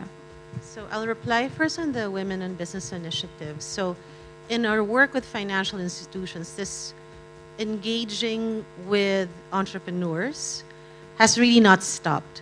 It's part of our ongoing effort in our engagement with financial institutions. So this part of our work, we call it non-financial services. And when we build capacity, when we invest in financial institutions, it's critical that we also understand their customer base. And in many cases, these customers who are women are faced with those challenges. So how do we intervene? We provide basic financial literacy, capacity building. We provide basic accounting, bookkeeping, reporting. So essentially the skills that can help them manage their businesses better. But it also inures benefits to the FIs, because as they upskill, they become better customers, they become better credit risks. So in summary, this is a program that from the Financial Institutions Group has not stopped. It's ongoing, and it's a critical part of our engagement with FIs to promote women in business. On the question of women in rural areas, so we have had interventions through microfinance institutions, which in general have better presence in rural areas than banks. But more recently and more specifically in this country, we have been working with Vodacom M-Pesa since 2018. The idea is to be able to provide access to basic financial services such as money transfers in areas which are typically not reached by banks, and to customers which typically do not meet the requirements of becoming bank customers. This has been quite a successful project because it's allowed significant expansion, manyfold, in M-Pesa's agent network, and its merchant network, and its merchant customers. And through this, people who have not been able to access formal financial services can now transact using the mobile money network. Now that's foundational, because our ambition is to use all of this transaction data to be able to build a profile for customers that reflects and can provide a good predictor of future repayment behavior, which ultimately will limit the need for demanding collateral from these customers.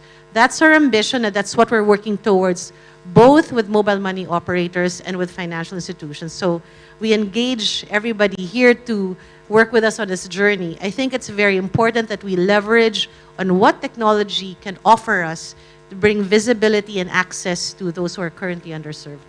Thank you so much. So basically try to introduce a credit score rating for women across Tanzania. Is there plans to work with other MNOs? We're very open into expanding our activities in this space. Right, I asked because especially in the south as well as in areas of Katavi as well, northwestern region, we find that other MNOs are a lot stronger in those areas. Nothing against Vodacom. Let me just say. But I'm just factually, there's some areas where others are, and especially we find those areas, for example, especially we have high levels of inequalities in some of those regions. And so that reach, I believe, would be able to tackle some of those systemic roots in a massive way. So we look forward to that expansion. A hand of applause, Tafadhali. Directly then to, I think the other questions, we have had two challenges from the ladies, but then the question around, what are we doing to meet ladies in the outskirts, in the rural and remote areas of Tanzania? I think that goes to all of us. So I'm going to start with you, Mr. Shayo, and then move on to Mr. Mgeni and finalize that with Imelda. This is actually also your chance to wrap up your comments on the panel.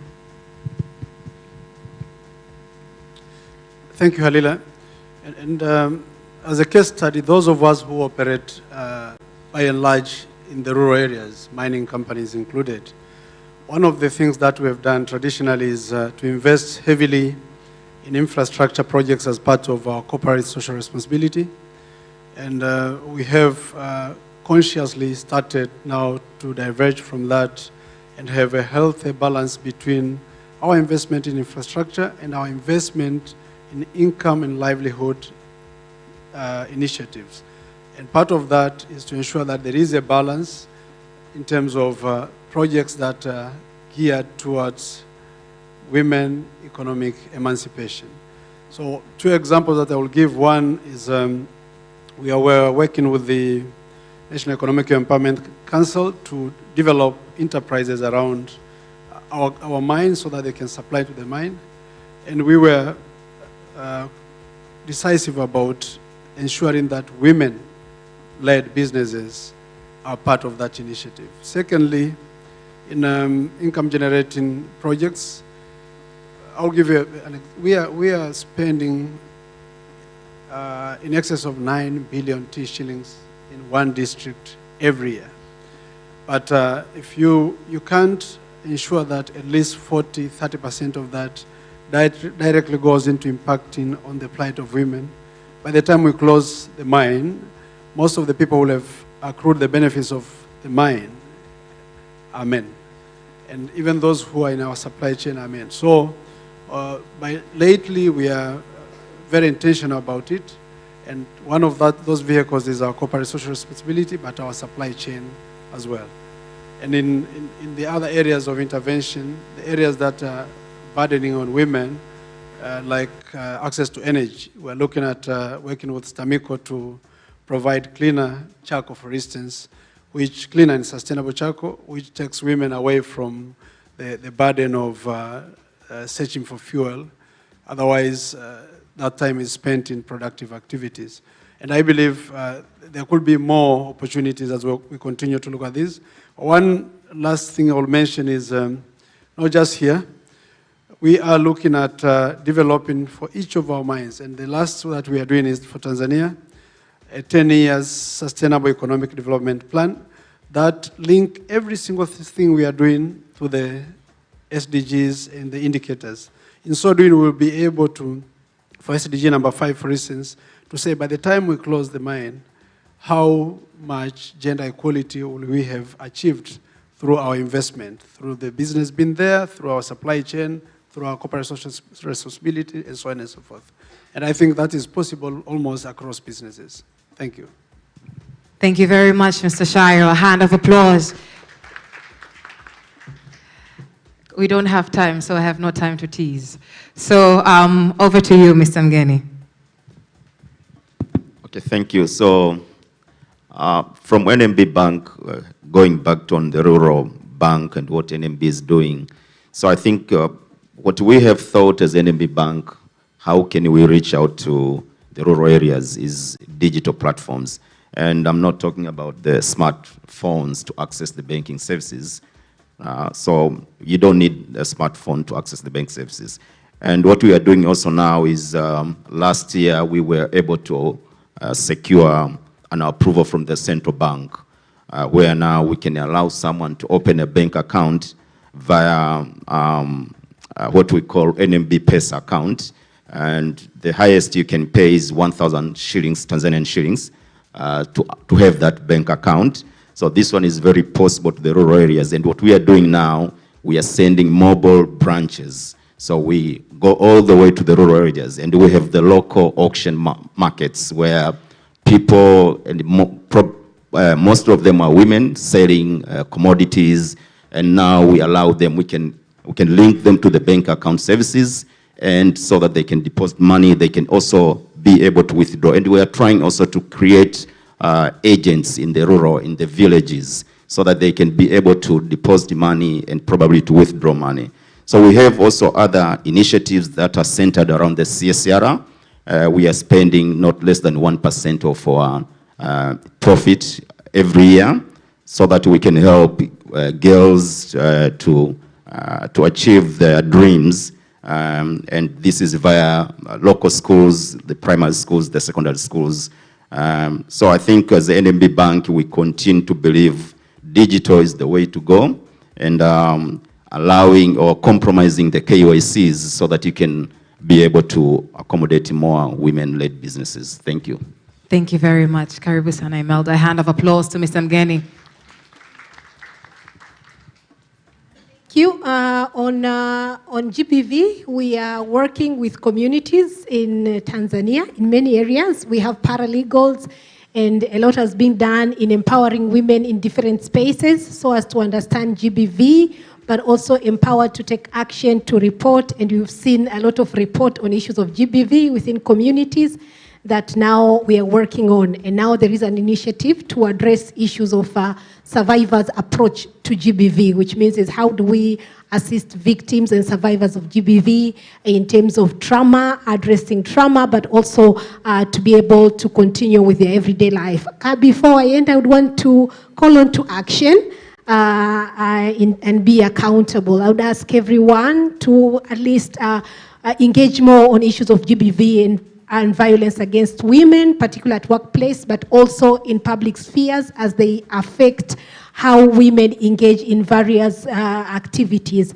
And this can be done through establishment of monitoring frameworks within our workspaces to see how we engage as a whole, enable us to work together as teams, as workforce that address issues of GBV, but more harmoniously in how we work. But through monitoring, we are able also to identify some of the challenges and potential risks that affect women at workplace that we can address to ensure that we have a more balanced workforce and progress. Thank you. Thank you very much. Thank you very much. A hand of applause. That is a challenge that we all need to take.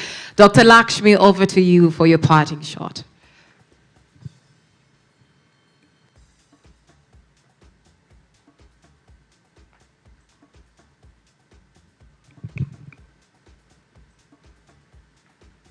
Can you hear me? Okay, we can't hear you yet. Yeah. Okay. So it's a closing remark, right? Yes, closing remarks, but then within your closing remarks, do let us know what initiatives you have to reach women in rural and remote areas. Okay, fine. So as in our private sector industry, we are looking into various collaborations with the third party to take an initiative, especially when it comes for the women empowerment. So this is what we are trying to do, and we're just talking with the other people regarding our emissions, carbon emissions, how to reduce the emissions, because it's our top priority as a private sector industry to also look into what best we are giving into our society and also how far we are saving our environment. So this year, our strategic plan included two main things. That is, one is in what are the ways we can empower our own women employees. And we are trying to find out the areas where we can also give an opportunity for the women employees where they can also start up their own small businesses by getting our products also, and how feasible, how we can lend our products for them and to have a small business, or they can do their entrepreneurship and they can gain another secondary income as well.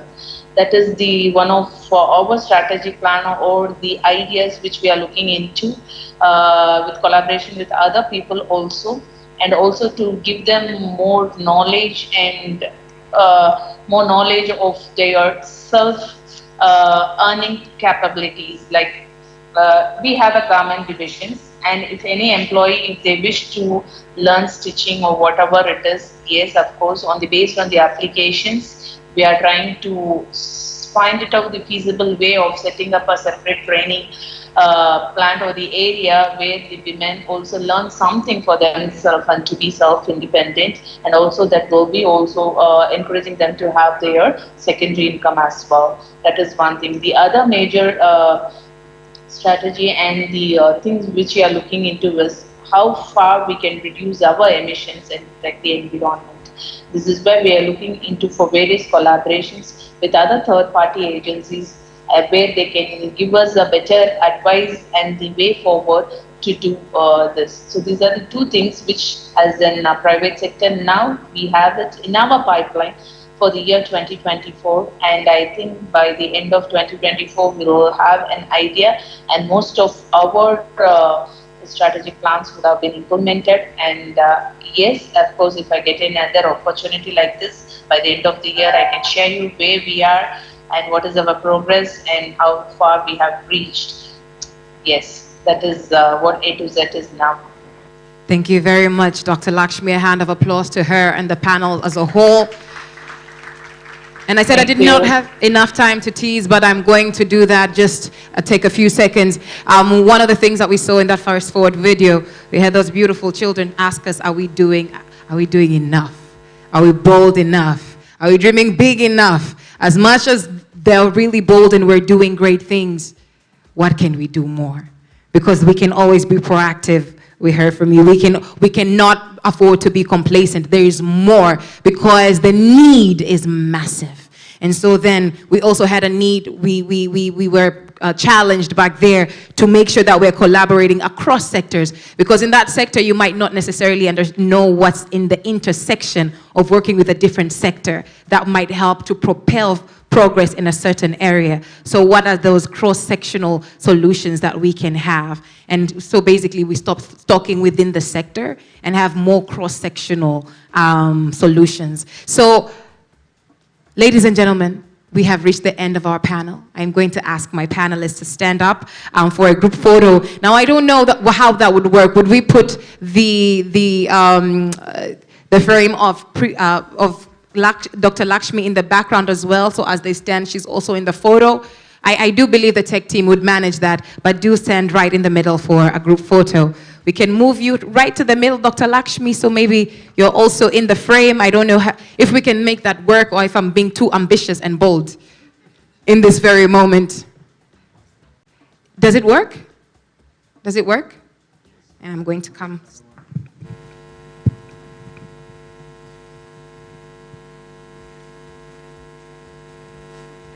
Tutatabasamu wakati mnatupigia makofi.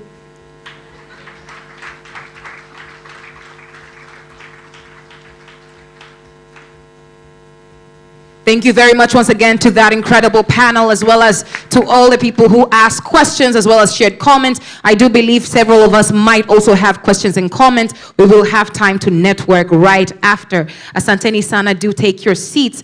Mr. Shire, I'm going to ask you to remain on stage. And I'm going to ask you to do us the honor of inviting our guest of honor to come and speak to us for his keynote address. Karibu sana. Thank you very much, Halila, for a very outstanding facilitation. Once again, a round of applause for her, please. And one clear message from all the insightful comments we had is the agenda for gender equality can no longer wait, especially in the world of business and work.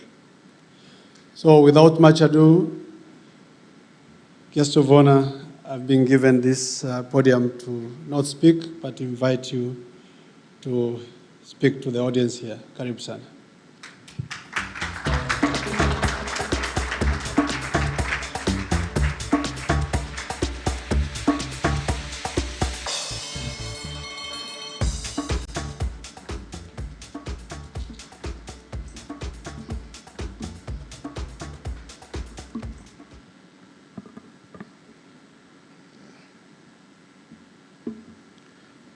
Thank you, moderator, and thank you very much, my brother Shayo.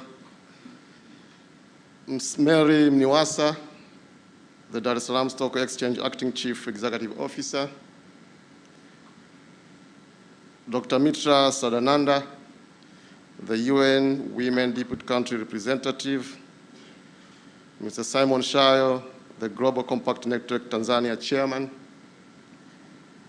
Mr. Samuel Nganga, the International Finance Corporation Manager, Upstream and Advisory and Acting Resident Representative in Tanzania.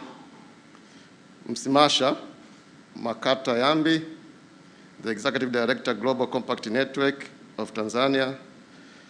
Distinguished dear panelists, invited guests, members of the media, ladies and gentlemen.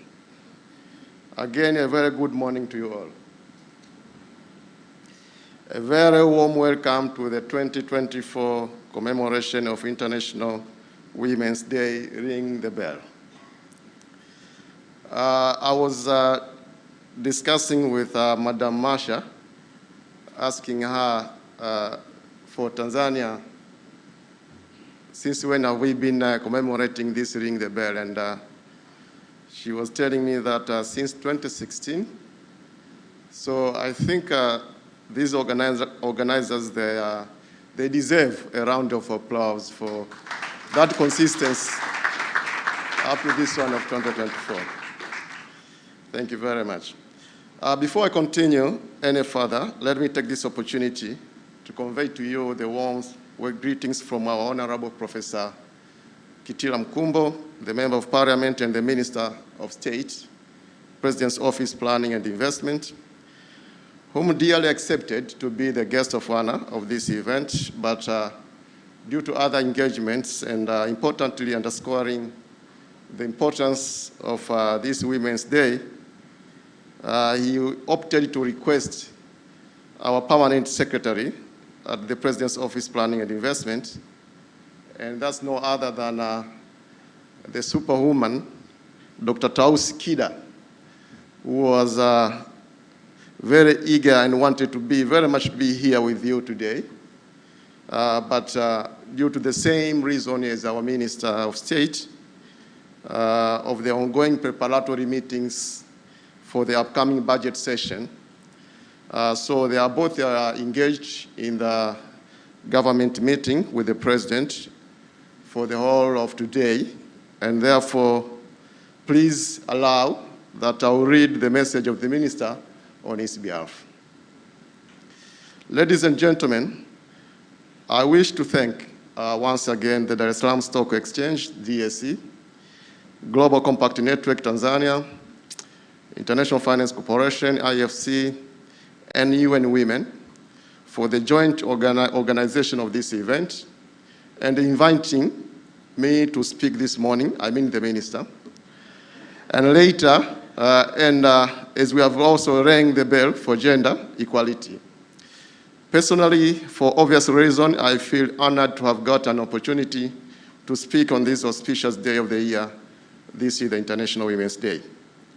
Ladies and gentlemen, gender equality, as we have heard from different presentations today, featured as a standalone Sustainable Development Goal, SDG 5, and a cross-cutting priority in the 2030 Agenda for Sustainable Development.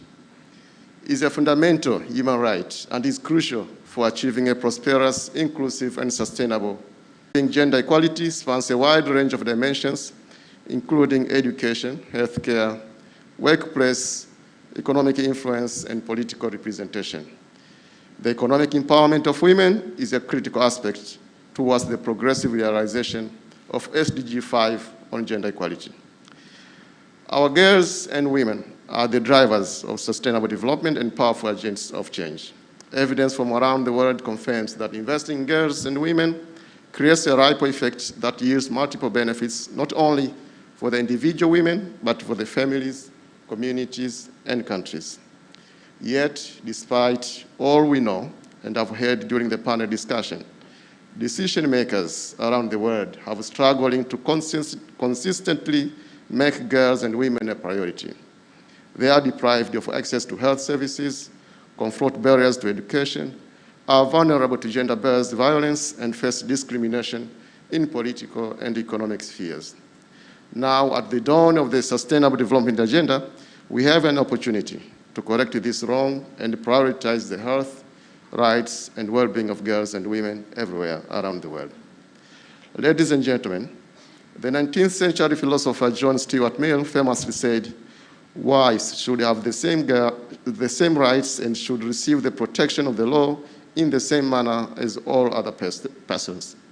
I wonder if it would surprise him to know that 160 years after he wrote these words, gender equality remains elusive to millions of girls and women around the world. Until the push for equality is recognized, not only as a human right, but as a push for development, it will continue to elude them. Without empowering girls and women, without allowing them to make informed decisions about their own sexual and reproductive health, the injustices they face will erode any health gains achieved in the era of Sustainable Development Goals. Gender equality is the linchpin to enduring progress in maternal, child, and adolescent health and beyond. Ladies and gentlemen, allow me to highlight the following 9 strategies and best practices that emphasize the crucial link between gender equality and broader development goals as follows. First, improve maternal and newborn health and nutrition. The world today, every 2 minutes, a woman dies in pregnancy or childbirth. The majority of these deaths are preventable. Poor nutrition among pregnant women accounts for 800,000 newborn deaths annually. Maternal mortality is one of the leading causes of death among 15 to 29 years olds globally. 2.6 million is the number of stillbirths that occur annually, and 98% in developing countries. So we need access to affordable care before, during, and after pregnancy, quality midwifery and obstetric care, including safe abortion and post-abortion care, access to modern contraception, and exclusive breastfeeding in the first 6 months of life. The investment case that we need, if we meet the need for modern contraception and provide all pregnant women and newborns with quality care, we will decrease 67% of maternal death and 77% of newborn deaths. Every dollar spent on scaling up nutrition interventions for pregnant women and children yields $16 in returns. The second strategy, ladies and gentlemen, is about meet the demand for modern contraception and reproductive health. The world today, 225 million women in developing countries have an unmet need for modern contraception, and 2/3 of new adolescent HIV infections are among girls. So we need a broad mix of contraceptive methods in steady supply, access to services to prevent and treat sexually transmitted infections, reproductive health programs and services that include the adolescents and marginalized populations, and less restrictive abortion laws and access to safe abortion and post-abortion care. If we provide sexual and productive health services and meet the need for modern contraception, every dollar spent will yield $120 in benefits. If we meet the need for modern contraception and quality care, it will decrease 70% of unintended pregnancy and 74% of unsafe abortion. As a result, we'll have a reduced poverty, increased economic opportunity, healthier populations, increased gender equality, and more on educated girls and women. The third strategy that I want to put forward is the respect, protect, and fulfill sexual health and rights. Sexual rights includes the rights to personal autonomy and bodily integrity, the right to a safe, satisfying sexual life, the right to live a sexual life free of discrimination, the right to privacy, and the right to sexual health. Current laws in the world against sexual orientation increase the stigma and violate human rights. For example, in developing regions, 8 in 10 women in incurable sexually transmitted infections do not receive treatment. So we need strong legal policies and systems to protect the sexual and reproductive health and rights of all, comprehensive sexual education in schools, access to care for marginalized populations, and engagement of men and boys in sexual health and rights initiatives. So if we provide sexual and reproductive health services and meet the need for modern contraception, every dollar spent will yield $120 in benefits. If we need for modern contraception and quality care, it will decrease 70% of unintended pregnancy and 74% of unsafe abortion. As a result, we'll have improved health and well-being, greater gender equality, economic growth, more equitable societies, and lives that will be saved. The fourth is the dramatically reduced gender-based violence and harmful practices. In the world, 1 in 3 women experience physical or sexual violence in their lifetime, mostly by an intimate partner. 37,000 girls under age 18 are married off every day, and 200 million girls and women in 30 countries have been subjected to female genital mutilation or cutting. So we need a functional legal systems that hold offenders accountable and encourage women to seek justice. Behavioral change initiatives locally, nationally, and globally, services and treatment for survivors, and women-centered civil society organizations.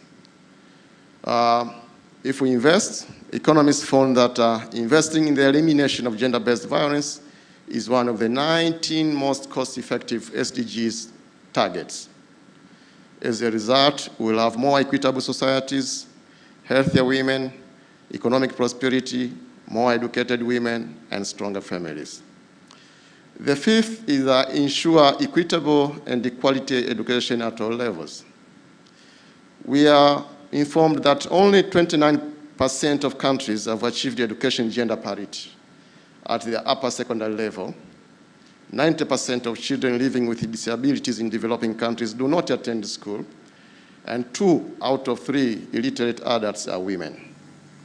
So we need transportation and infrastructure to make schools accessible, low or enrollment fees, awareness of the importance of educating the girls, and safe, supportive, and gender-sensitive school environments. We need to invest every additional year of schooling for a girl. We are told that it increases her future earnings by 10 to 20%, and each additional year of schooling for children increases their average annual GDP by 0.37%. So that investment may lead to delayed marriage and pregnancy, smaller, healthier families, more peaceful societies, intergenerational prosperity, as well as gender equality. The sixth is invest in women means better climate solutions and food security. Women make up nearly half of the agricultural labor force in developing countries. When provided with the same access to resources as men, women can increase their agricultural yields by 20 to 30%. This boost in productivity not only improves total agricultural output by 2.5 to 4%, but it can also help reduce world hunger by 12 to 17%, according to the UN. So empowering women in agriculture can also have a positive impact on climate adaptation. By providing appropriate technology and resources, we can promote more sustainable farming and conservation practices. And by reducing poverty, we can help individuals better adapt to the effects of climate change. Investing in women and girls has far-reaching benefits for communities and countries. In fact, research shows that countries with high representation of women in parliament are more likely to ratify international environmental treaties. The seventh is on climate action requires 100% of the population. Half of the world's population is comprised of women and girls, yet they are often left out of the conversation when it comes to climate change. But if you want to achieve the Paris Agreement goal of limiting global temperature rise to 1.5 degrees Celsius, we need everyone on board. That means more women and girls need to be empowered and involved. We need women in all diversity, involved at all levels, from climate negotiations to boardrooms to forests and fields, especially in sectors and regions hit hard by the ravages of climate change. Indigenous women, in particular, have been at the forefront of environmental conservation and have invaluable knowledge and expertise that can help build resilience and reduce greenhouse gas emissions. By including more women in climate actions, we can create a more sustainable and equitable future for all. The number 8 is on improved data and accountability for girls and women. We informed the world today, despite government commitments to improve the health and well-being of girls and women, there has been too little action. Many countries do not have the necessary systems to collect or track civil registration and vital statistics. And the lack of gender, age, and income disaggregated data is an obstacle to addressing the needs of girls and women. So we need disaggregated data collection, dissemination, and use to improve accountability for underserved populations, strategies that hold governments accountable to their policies, commitments, and budget allocations, partnerships to increase development assistance for girls and women, transparency and aligned data collection across initiatives, regions, and as well across the sectors. And we're informed that every additional year of schooling a girl increases her future earnings by 10 to 20%, and also the GDP, as I said, is 0.37%. The last one, ladies and gentlemen, the last strategy is on the time. Everyone requires care in their lifetime. The existing social organization of care reflects profound inequalities of status and power, and often exploits the labor of women and girls. On average, women spend around 3 times, as we have heard in the morning here, more time on unpaid care and domestic work than men. The gender disparities in unpaid care work are a profound driver of inequality, restricting women's and girls' time and opportunities for education, decent paid work, public life, rest, as well as leisure. So care work remains undervalued and underpaid. The monetary value of women's unpaid care globally is at least USD 10.8 trillion annually, 3 times the size of the world's tech industry. So investing to transform care system is a triple win. It allows women to reclaim their time while creating jobs in the care sector and increasing access to care services for that need them. It is estimated that closing existing gaps in care services and expanding decent work programs would create almost 300 million jobs by 2035. When access to care is considered a right and the responsibility is shared with the state through the provision of public goods and services, and the private sector through supports like maternity leave and child care facilities, women are enabled to participate in the formal labor market to use their time to generate income. I'm delighted to note that this year's commemoration has been designed as an interactive dialogue with promising changemakers. I'm pleased to see our promising generations picking up the baton so confidently to galvanize our collective efforts for realizing women's rights. When the moderator told us to mingle that morning, I was chatting with a girl who just finished the secondary school. So you can see we are building the generation of women here. On this International Women's Day, let us rejuvenate our efforts for a better world, realizing equal rights for women and men, girls and boys everywhere. Thank you for your attention, and I wish you a successful commemoration of this event. Thank you very much.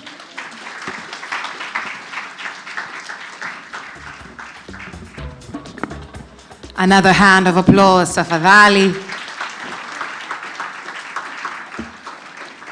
I'm going to ask the team to support in removing the chairs, because we're going to move on swiftly to group photos.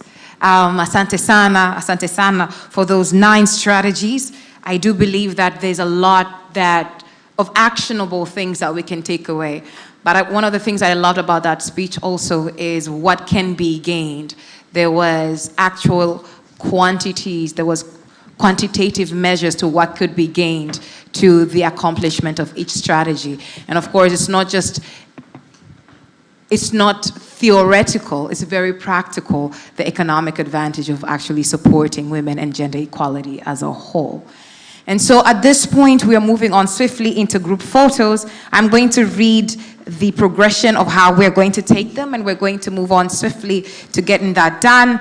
I do believe that we were to close at noon. We have moved, and we're going to close at a few minutes past noon.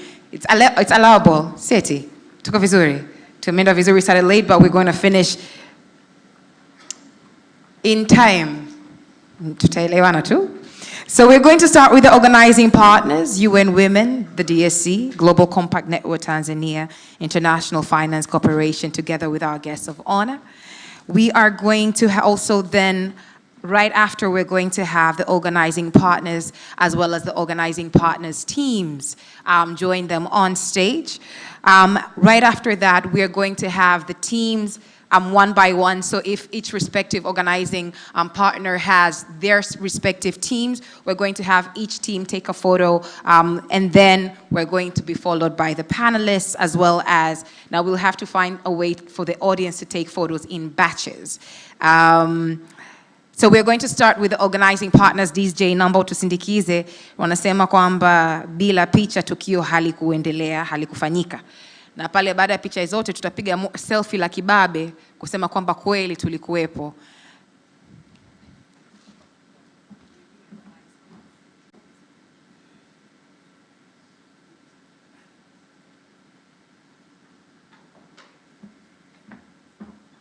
One of the great things about the 4th Industrial Revolution is disruption. And one of the beautiful things about disruption is being flexible. I am flexible. So what we're going to do, ladies and gentlemen, is move into closing remarks. We're going to have our closing remarks, and then we're going to do the group photos, all right? It gives you enough time to pump yourself and prepare your pose. You know, like, how wide do I smile? This is the time that you start contemplating on that. And so, ladies and gentlemen, it gives me great pleasure and honor to bring to the stage, of course, with your round of applause, the United Nations Global Compact Tanzania Chapter Executive Director, Ms. Marsha Makata Yambi. Makofi mazito kwake tafadhali.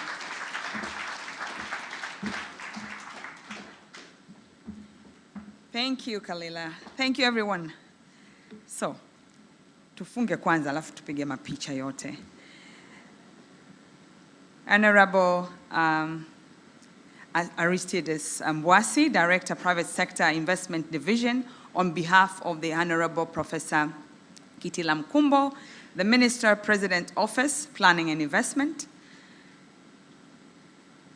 the UN Women Deputy Country Representative, Mitra Sadanandra, the International Finance Corporation Manager, MAS Upstream and Advisory, and acting, and acting resident representative in Tanzania, Sam Nyanga, my board chair, Simon Shayo, Global Compact Network Chairman, Tanzania board chairman.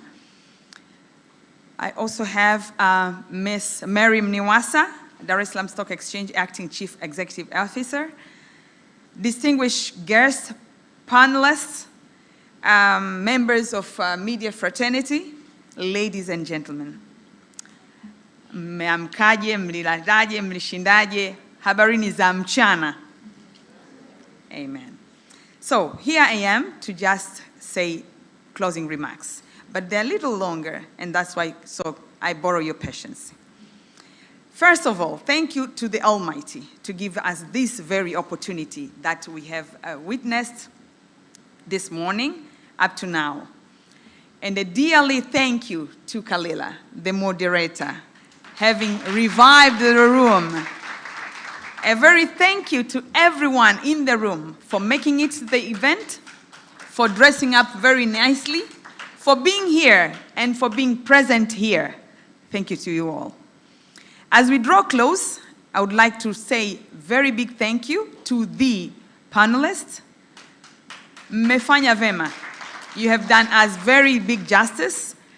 The one online, of course, the internet and connectivity wasn't that very good, but I say the message was delivered. What I can tell you as many stories, but for now, allow me to thank the people behind all you are seeing. My people, being the team lead, I have that honor. My people, please come and stand here as I deliver this speech. Mkuje, mkuje, mkuje, karibuni. So as they come, let me continue. It has been a very high pleasure, as usual, for another year to deliver this day to you. Of course, a lot of day and nights that were not spent well into sleep, but I say, behind all this, it has been excellent.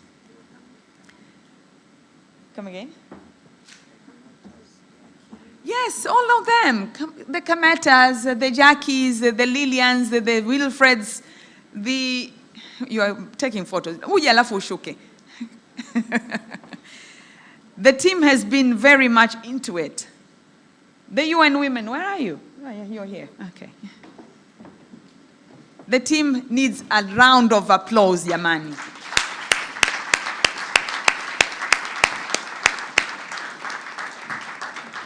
Big asante to them. So, the greatest gratitude, of course, to all the Ring the Bell for Gender Equality team, which is, of course, comprised of, I'll be the last, comprised of IFC, mnanyosha mkono, IFC, UN Women, Dar es Salaam Stock Exchange and all the team, UN Global Compact Local Network. So, asanteni sana. But again, what I can say, it has been a smooth one.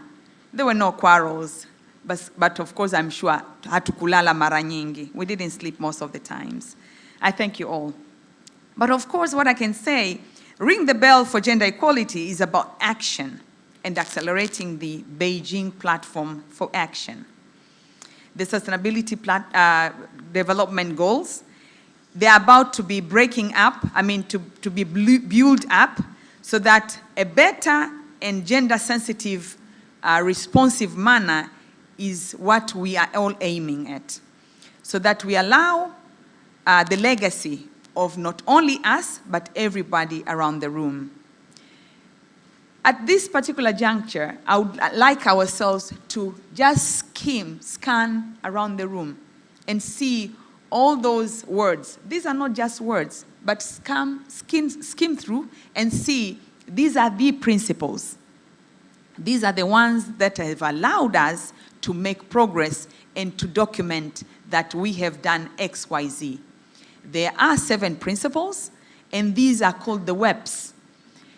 The discussant panelists have allowed us to hear a number of strategies that are being done by different organizations. But again, around the world, the data is still shocking. Bado tunahitaji a lot of years to be able to bridge the gap. So, at this particular juncture, I allow each and everybody, whether you're a member of Global Compact or you are not, whether you know one of the organizations or you don't, what you need to know, these are the WEPs principles available in the website. You need to go through them, subscribe onto them, and leave them. When you leave them, you'll be able to empower yourselves and your people within your team. There's the first one there. We are talking about the guide. This guide is about Forward Faster. Those young girls, that young girl and boy that talked about, are they going to do it? It's all about that, gender equality. When you do that, you'll be able to be guided through a set of principles that will give you ways to manage your organization and so that you are also bringing up the gender parity. So when we're talking about talk, yes, we are done with the talk. But yes, we are going to leave the room with full of hopes. And most importantly, we are going to be more ambitious. But what we say, yes, hope is hope. It is not a strategy. But going through those links that I've just shared with you will give you ways and steps to follow so that you are able to have a better plan. By the time we come here next year, God willingly, we are going to be able to share, because what we say is not just about us who were in the panel that know better. We all know better, and we all have a story to share. So next year, let's get prepared. Probably it will be a sharing of each table. Be prepared. And we'll all ask, because we have the database of you all. Siwatishi, lakini ndivyo itakavyokuwa. So the call to action in the name of women past, present, and future, and we call all upon you, all stakeholders here, as corporations, as organizations, to decide and make your decision today. You don't want to be left behind? Join the movement. Join the movement of sustainability. We heard we are not just bragging, but we are saying when you join the movement for sustainability, you are going to be able to make this world better when we leave. It's not about just legacy, but it's about meaningful decision that will allow you, when you look back, you'll be able to say that I was not left behind because I joined the movement. Ujiunge na UN Global Compact. It's not about Marsha, it's not about you, but it's about the global movement. We are talking about the global movement of more than 13,000 organizations that have decided to really end subscribing to the 10 principles. And these 10 principles are none other but in the areas of the 4 pillars. My team tanisamee, kwa sababu it's not about just ringing the bell, but it's about making this ringing the bell more sustainable. So mnipe dakika moja. We are talking of the 4 pillars of human rights. And when we're talking about human rights, the ring the bell is about gender equality. It's SDG number 5. It's part of the human rights. The second pillar is about labor. And if we listened and watched carefully, those young boys and girls, they talked about, are they going to do it? It's also talking about gender equality and living wage. So if you're being paid, yes, you can be paid. And you can talk about a lot of money. But again, is that living wage? So we're also going to do that when we do the joining of the Forward Faster. So what I'm saying, apart from that, the third pillar is about the environment. This has been part of the discussion today. Climate change is part of the discussion that we are going to say. It has not been left in the rooms. Every day we're talking about climate change because the effects are not about kule, it's about here. It's about now. We are seeing all the effects, and we need to also make a decision to ensure that, well, going forward, I'm going to do X and Y and Z to make sure that end of the day, the effects of global warming, the effects of climate change are being mitigated because I have decided to act. And the fourth pillar is about anti-corruption.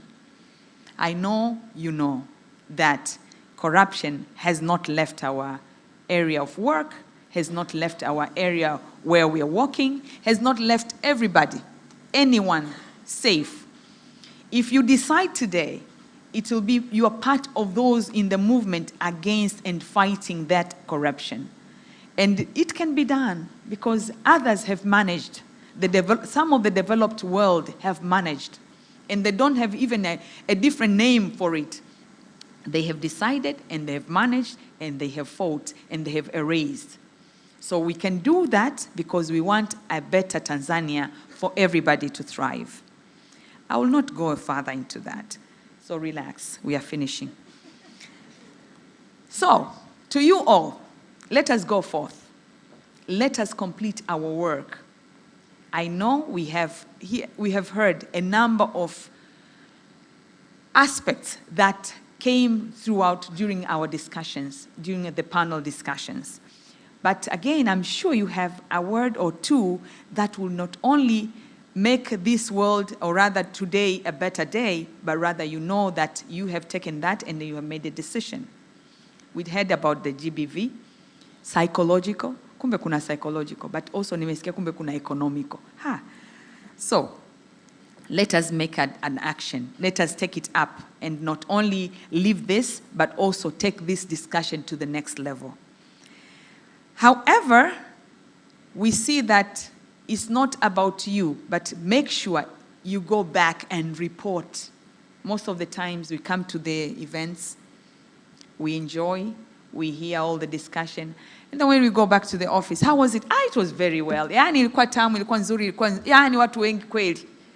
Mmemaliza. Make sure you go back, report, and get an action out of your attendance today. So, let us all fulfill not only the promise of global goals, but remember that these global goals are not global. These are already local. We are making global goals local business. And make sure that the promise of hope and the promise of all humanity that was set out 29 years ago at the Beijing Declaration and Platform for Action is becoming realized. Niseme, it will allow us, when we do all that, it will enhance our accountability, it will enhance our transparency, and it will also allow you to be part of the global movement on the webs. Web number 1, I will not read all of them. 1, 2, 3, up to 7. These are, you need to integrate with them and be part of them. Baada ya kusema hivyo, asanteni mno na asanteni sana. Thank you very much.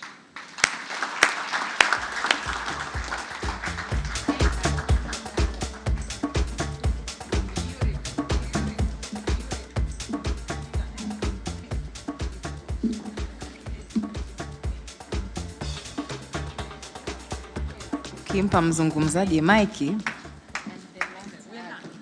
Another hand of applause to Ms. Marsha Makata Yambi, as well as the entire organizing team for the Ring the Bell event 2024. All right, so ladies and gentlemen, I think mpaka sasa hivi to this point, we have gotten a lot, we have been challenged heavily. We have been challenged, we have been reminded, we have been inspired. And of course, as Ms. Marsha said at the end there, let it not just be that we came to a beautiful event, we took great photos and had content to post, but that we actually did something with what we had, because then if you don't, then what is your use in the world? In all honesty. And that is a question that I normally ask myself as well. If I am not contributing something positive, then why am I here? Am I part of the problem or am I part of the solution? But my belief 100% is every single person in this room today is part of the solution. Sieti? We're part of the solution, yes, yes? Yes, we're part of the solution. Ring the Bell 2024. Give yourselves a round of applause as we're coming to take a few photos this morning. So like I said, we are going to end with photos and then move into networking and some breakfast, or let me just call it bites. It's not breakfast at this point, it's refreshment and networking, all right? We're going to start with the organizing partners. So I'm going to have this table right here. Please come back to the stage. DJ, naomba utusindikize, unajua tabasamu inakuja vizuri kuna mziki. UN Women Representative, DSC, Acting CEO, Ms. Mary, Global Compact Network Board Chair, as well as Executive Director, our guest of honor, Mr. Samuel Nganga, karibu sana. Our leaders on stage, karibuni sana. So the team from UN Women, please do come to the stage. Quickly, swiftly. Team from UN Women, do we have a team from UN Women present? We do. Karibuni to the stage, UN Women. Here we go.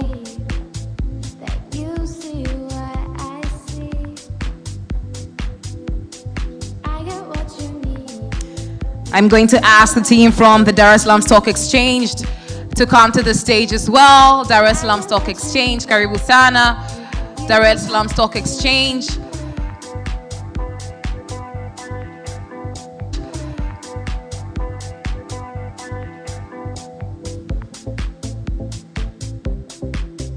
UN Women, asante sana. Dar es Salaam Stock Exchange, welcome to the stage.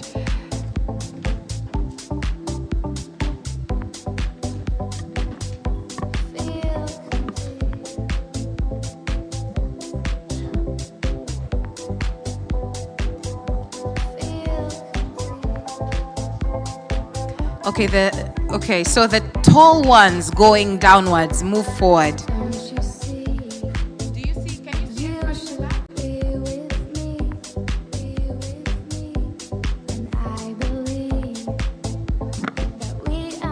All right, team from, thank you so much DSC, team from the Global Compact Network Tanzania, team from the Global Compact Network Tanzania, Masumbuko, you'll have to give somebody that camera.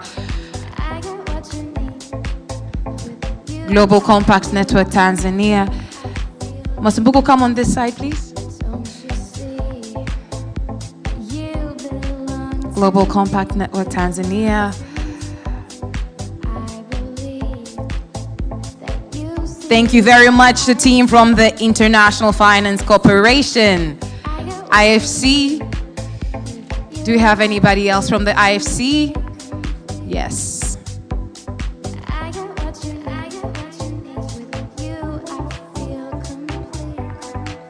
We have one more person coming onto the stage. Could you please come on this side, sir? Come on this side. Could you please come on this side? Thank you. There we go. All right, thank you so much. Now what I'm going to ask is the audience to come to stage in batches.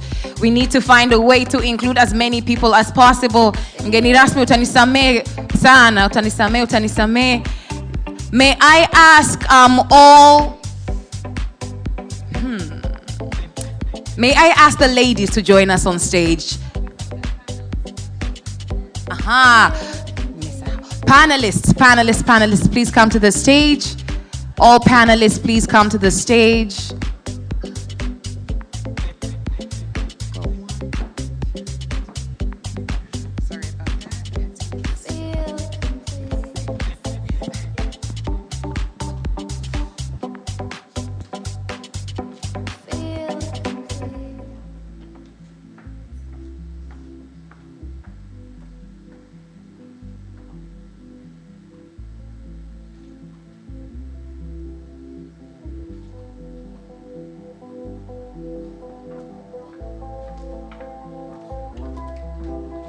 Thank you, panelists. I'm going to ask you to remain on stage.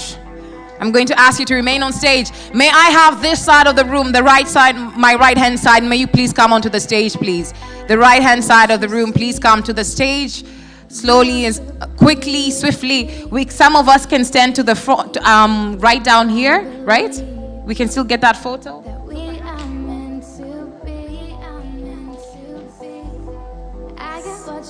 Everybody who is tall going upwards, horizontally up, please come and stand on stage. Everybody who's tall horizontally down, vertically down, please come right down here. So